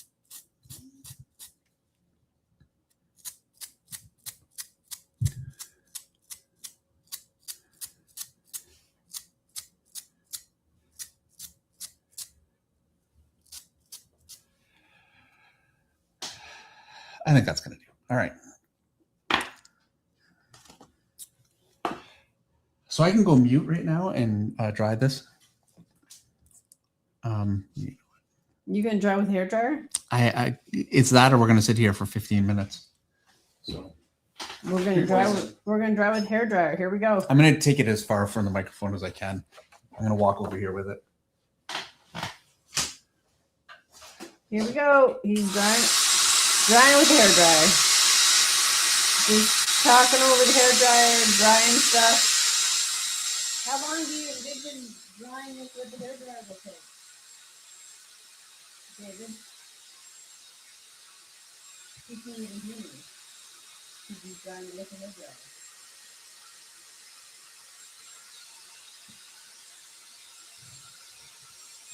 And I don't even know if anybody can hear me over the hair dryer. I want to say that used to be my hair dryer, but I actually bought him this hair dryer specifically for this very thing. One tiny little thing.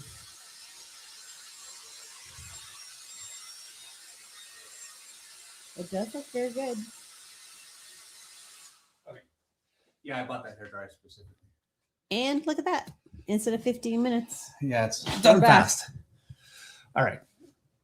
Now I need my ruler. Maybe need that. Here we go. So now what we're going to do is basically this from Frank Miller. My best attempt using my Poscas.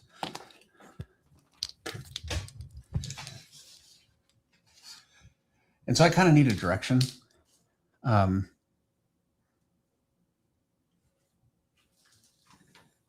This one, I think I'm going to go with something kind of like that.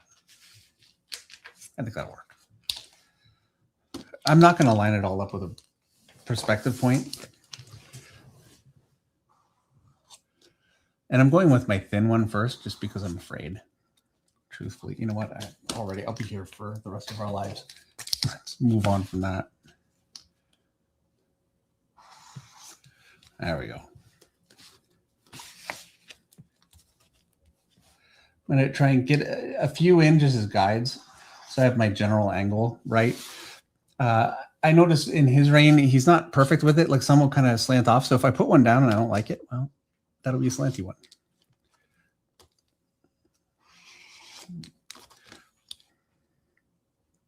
And this is where I need to have the guts to just go directly over the figure and just not sweat it.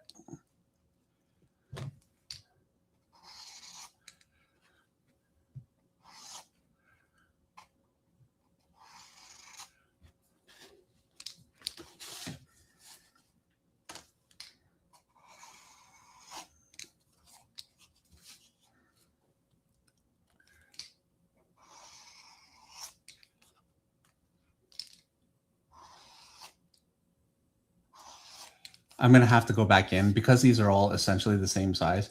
He was using a brush like a proper artist. I'm using this pen. They're all going to be a little bit consistent in size. So I'm going to have to go in and make sure to manually break that up so it doesn't end up looking like all the same thickness of line all the way through.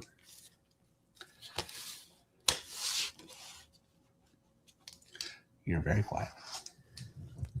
I am very quiet. Sorry. You're just doing your thing. There is a super chat, though, that I can read. Tom Morris says, Flockmaster, don't you need to splatter a little up the top to unify it with the bottom? Big love. Let me do this first. I mean, look, Tom Morris, he knows what he's talking about. So I'm not going to say no. What I'm going to say is I want to do this first, and we'll see where we're at. And then I think that might not be a bad idea. Because Frank Miller, he really didn't use splatter. I like that. I kind of bounced. It wasn't really intentional, but kind of like the effect.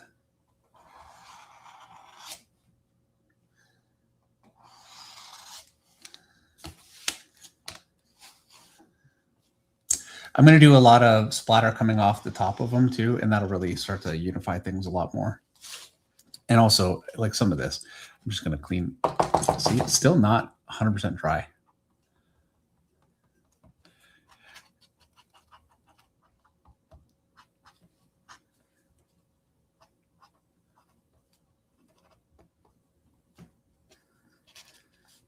I don't want to worry about being too perfect with it. I don't mind having a little texture, but just clean it up a little bit. All right. I'm going to try not to be here all night doing this. I have a thicker pen too. I'm going to break it out in just a second and see what happens. I have no idea what will happen with this one. This could be a disaster. I'm just going to do it.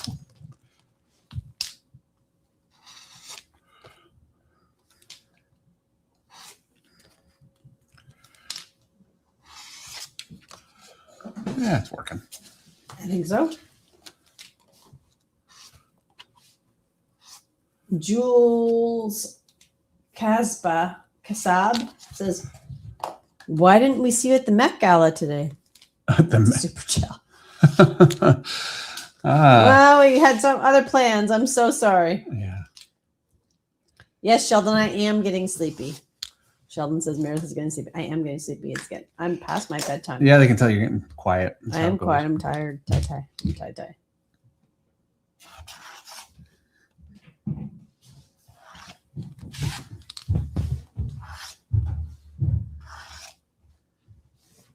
Kind of going up from the bottom with some of them too, just to give it something different.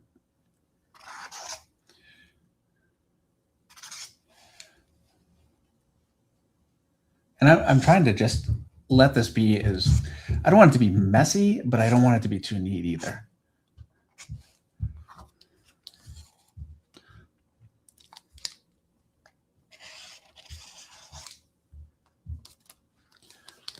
Why are you so good, Dave?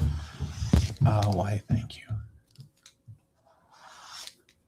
Because I'm stealing from Frank Miller. That's why. And thank you. But as you're doing this, as I'm sure people are noticing, there's not like an even spacing between your lines. Like, no, yeah. You're doing it in such a way as to make the lines random. Yeah. Which, it's almost a skill you have to teach yourself. It is. That is actually very true. You do.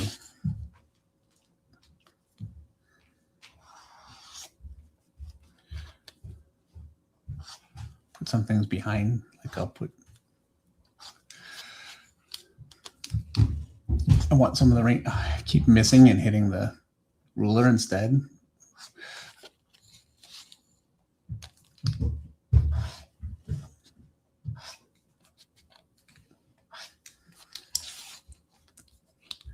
This is where it just takes a little bit of patience. I mean, it's not a huge amount of time in the grand scheme of things, but probably on a stream, I don't know, this might be a little boring. I try not to use a ruler on the stream too much because it's not the most scintillating thing in the whole world.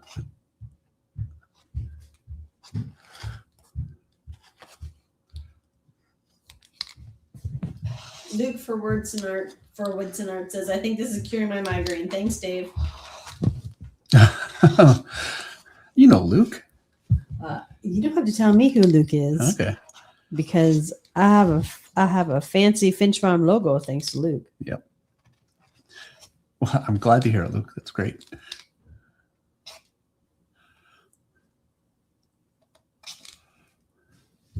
And in my opinion, one of the nicest gypsy horse logos out there. Yep. Oh, it's the nicest.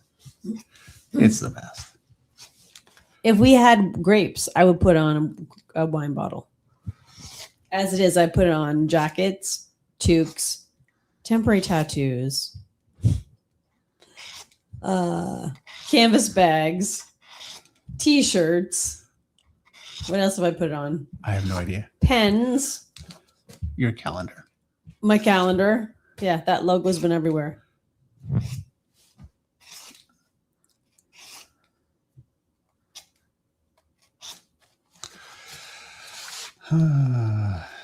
Yeah, to really do this right, it's a process, unfortunately.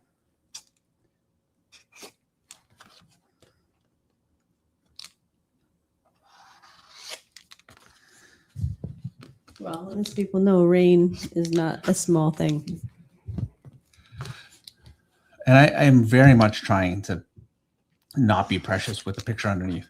The whole point was to just go in here and just obliterate it. And I'm not really doing that as much as I had planned already. Like I'm kind of being a little careful. Charles Petrie says coffee mugs. We don't even have them on coffee mugs. So, and the hair says, do you mean gypsy banners? And I do mean gypsy banners or gypsy cobs. They're known as gypsy banners in the States and in Canada. They're known as the gypsy cob in Europe. So yes, they're the same horse though.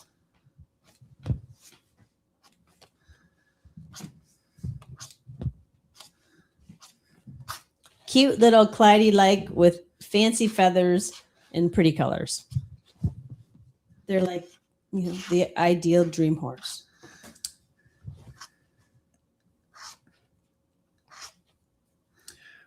Keep breaking up a little bit. I'm getting a little bit gummed up. Is it because your ink is still a little bit wet? I think that's part of it. And also when you drag it along the ruler, it kind of drains off. Like it catches on the ruler. Anyway. I freaking love how Russ Hicks segued into need coffee mugs for our comments on coffee. Yeah. Russ, you're the best. You just like that is a beautiful, seamless segue. And this is where I'm going to get a little lazy, and I've got enough in that I can start just kind of freehanding a little bit just to fill it out. There's always a risk, but Art9 says, Russ Hicks, I don't know why he asked Russ to do this. Say please to Dave Finch artist to try making a splash of droplets on the coat like JR did on Spider-Man covers. Oh, that's coming. See, there you go. I know why he went to Russ. Is Russ sitting in the same room as Dave? He's not.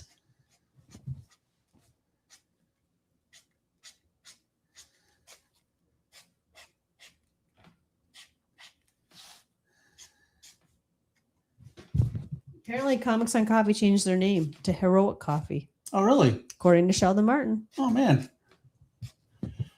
I haven't talked to him for, it's been 6 months. Well, there you go. Heroic Coffee.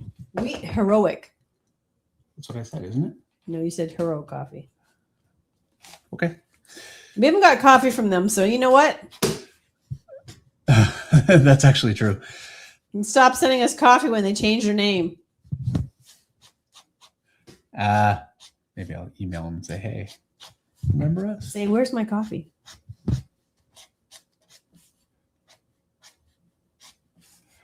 I'm a little worried about the putting in. I feel like I'm getting a little messy here.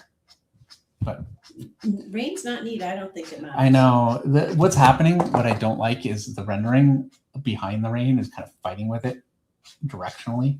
So just making it look sloppy. So I'm kind of,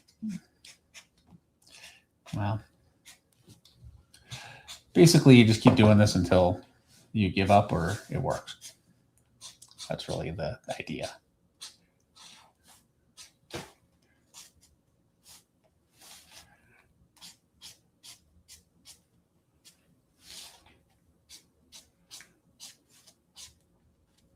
I would imagine if I was doing this, like this is a published thing, I probably would be just a little bit more patient and I wouldn't have given up on the ruler quite so fast. But we needed to keep moving here.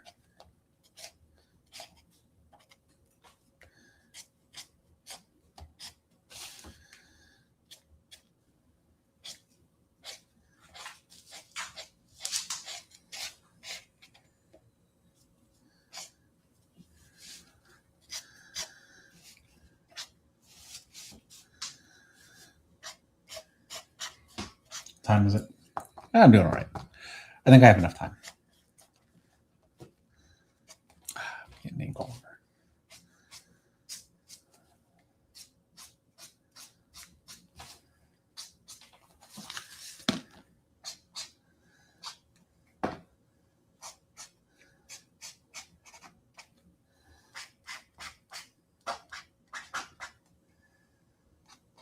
I'm not worried. Like I just plopped my hand right into the ink or into the whiteout, and that's like not a plan. Like I wouldn't do it on purpose, but I'm not too worried about it because a little bit of messy, kind of splotchy, just for me, it kind of can maybe sell the rain just a little bit more. And also, I'm just having trouble getting this to really.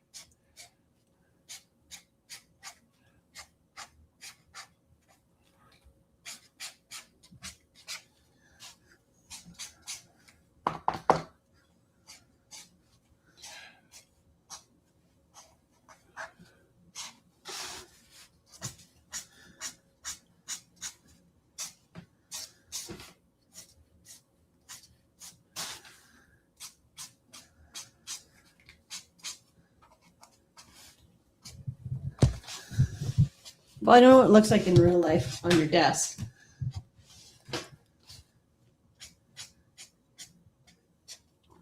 Oh, there's the Bisley shout out video. I did see it. Thank you, Russ. He sent a link. Thank you, Russ. That's awesome. I'm It's gonna in the watch chat.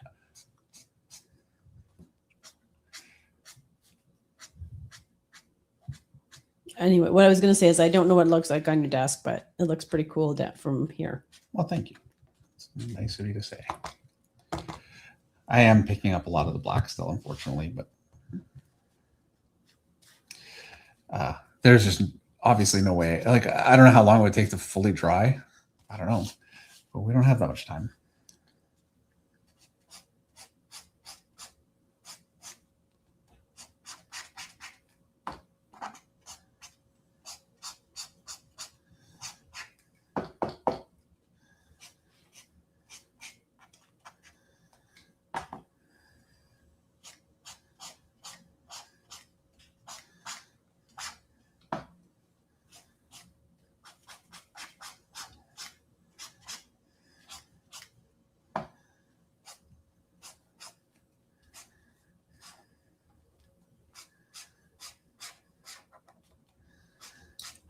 You can see though, like how much I can kind of just rough in the line. Like this would be a mess if I just did this without a ruler at all. But just using a ruler for a bunch of it and then freehanding along it, you can get away with a lot.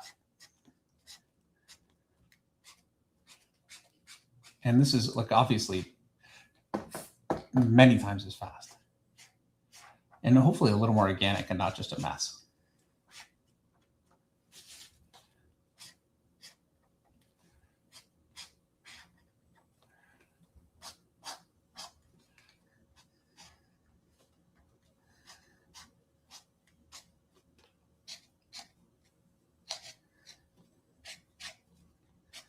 Okay, so I basically have a little more here.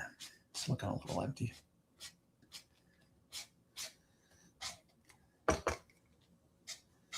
I'm getting impatient is what's happening. I'm sure some of you guys watching are probably getting just a little impatient too. Not your wife. She's never impatient. No. Okay.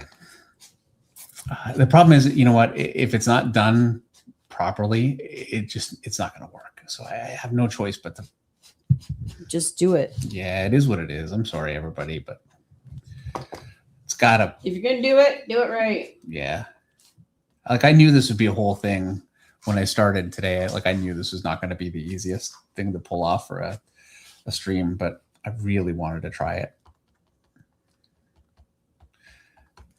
Okay, so now I'm going to do the splatter around them. And basically what that is this kind of, stuff. I might have, there we go.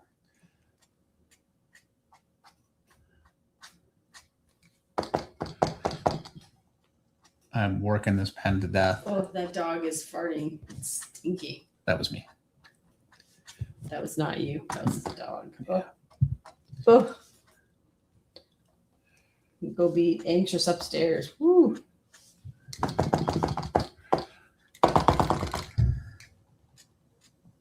Everything's still just a little wet, and so it's kind of fighting me a little bit, but we don't have hours and hours, so.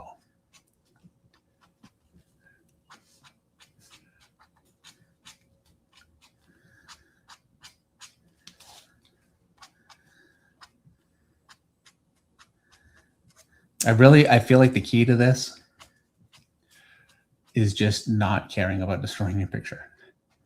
So you have to just have the guts to just go in there and just make a mess, because it really is. It's a lot of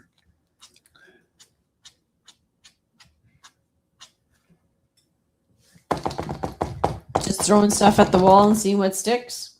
well, I mean, you want to go in with a bit of a plan, but yeah, kind of.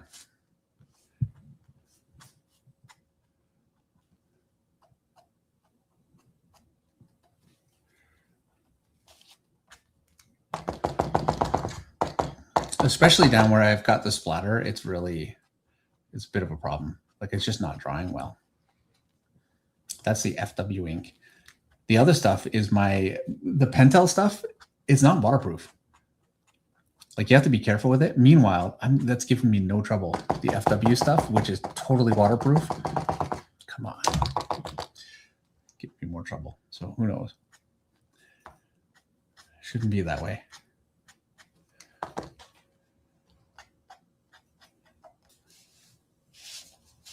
We're getting there.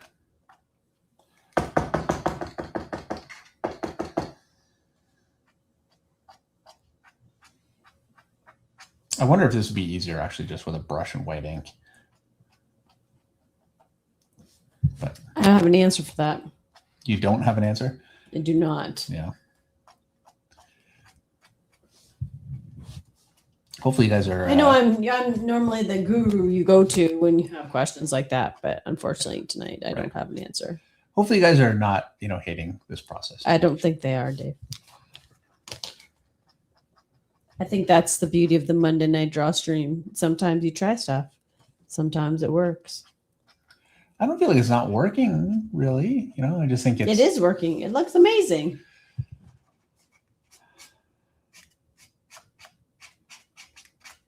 It's just a bit People like to see the process.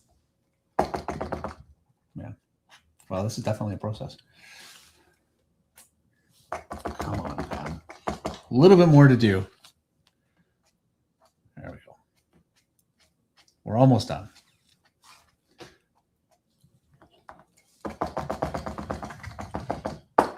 There we go.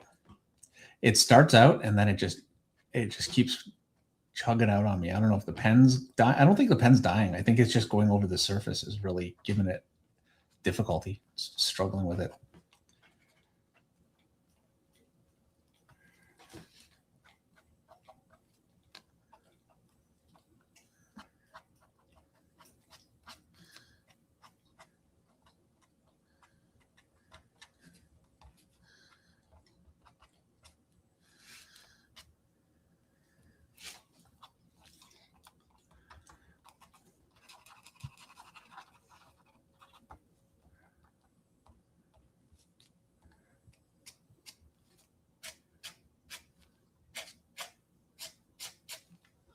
See, my problem is I'm just tired.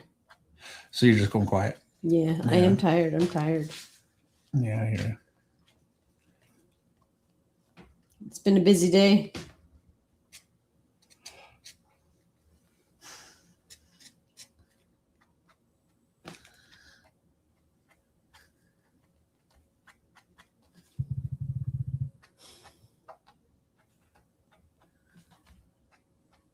We'll just sit here. It's 9 o'clock. I get to just officially just sit here.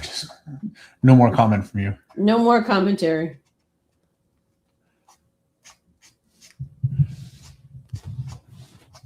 Well, we're just about done.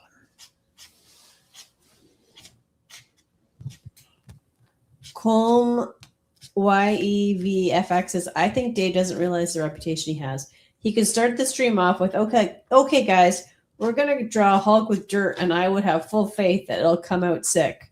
LOL. Well, thank you. I don't like his hat. Like, I feel like there's not enough rain around it. There's not enough dark around it. So you can see how this breaks down when you don't have enough dark. So I'm just going to try and just kind of kill it back a little bit more.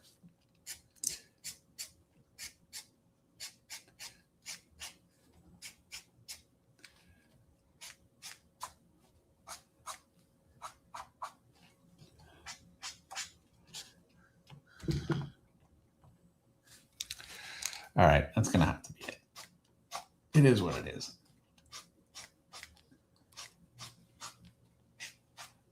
And so, Tom Morris, I didn't do white splatter at the top because I really, really wanted to and this is the effect that I'm trying to get. You can see it done beautifully there.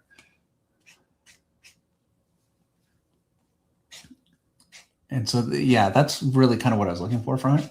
I think given a little bit more time, I could refine it just a little more. Unfortunately, there's only so much time.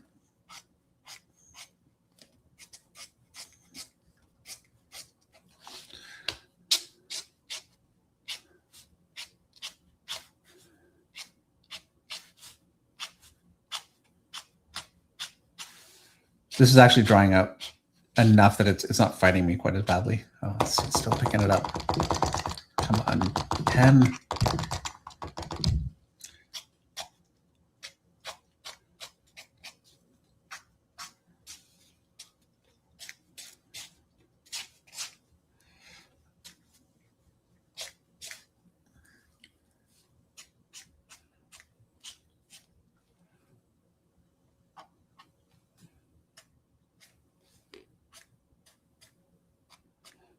All right.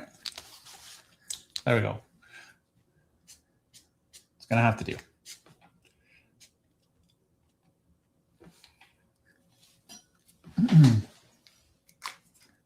Oh, okay. Splotches. I really should have cleaned these up before I put splatter over it because now it's much harder to clean them. But I can do that and clean it up enough.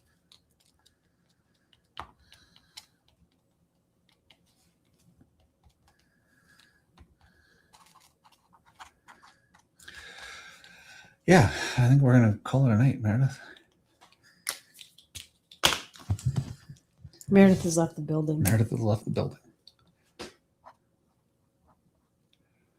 I think I'm signing it like totally off the page. Well, I can't see. I still have my reference up. Here we go. All right.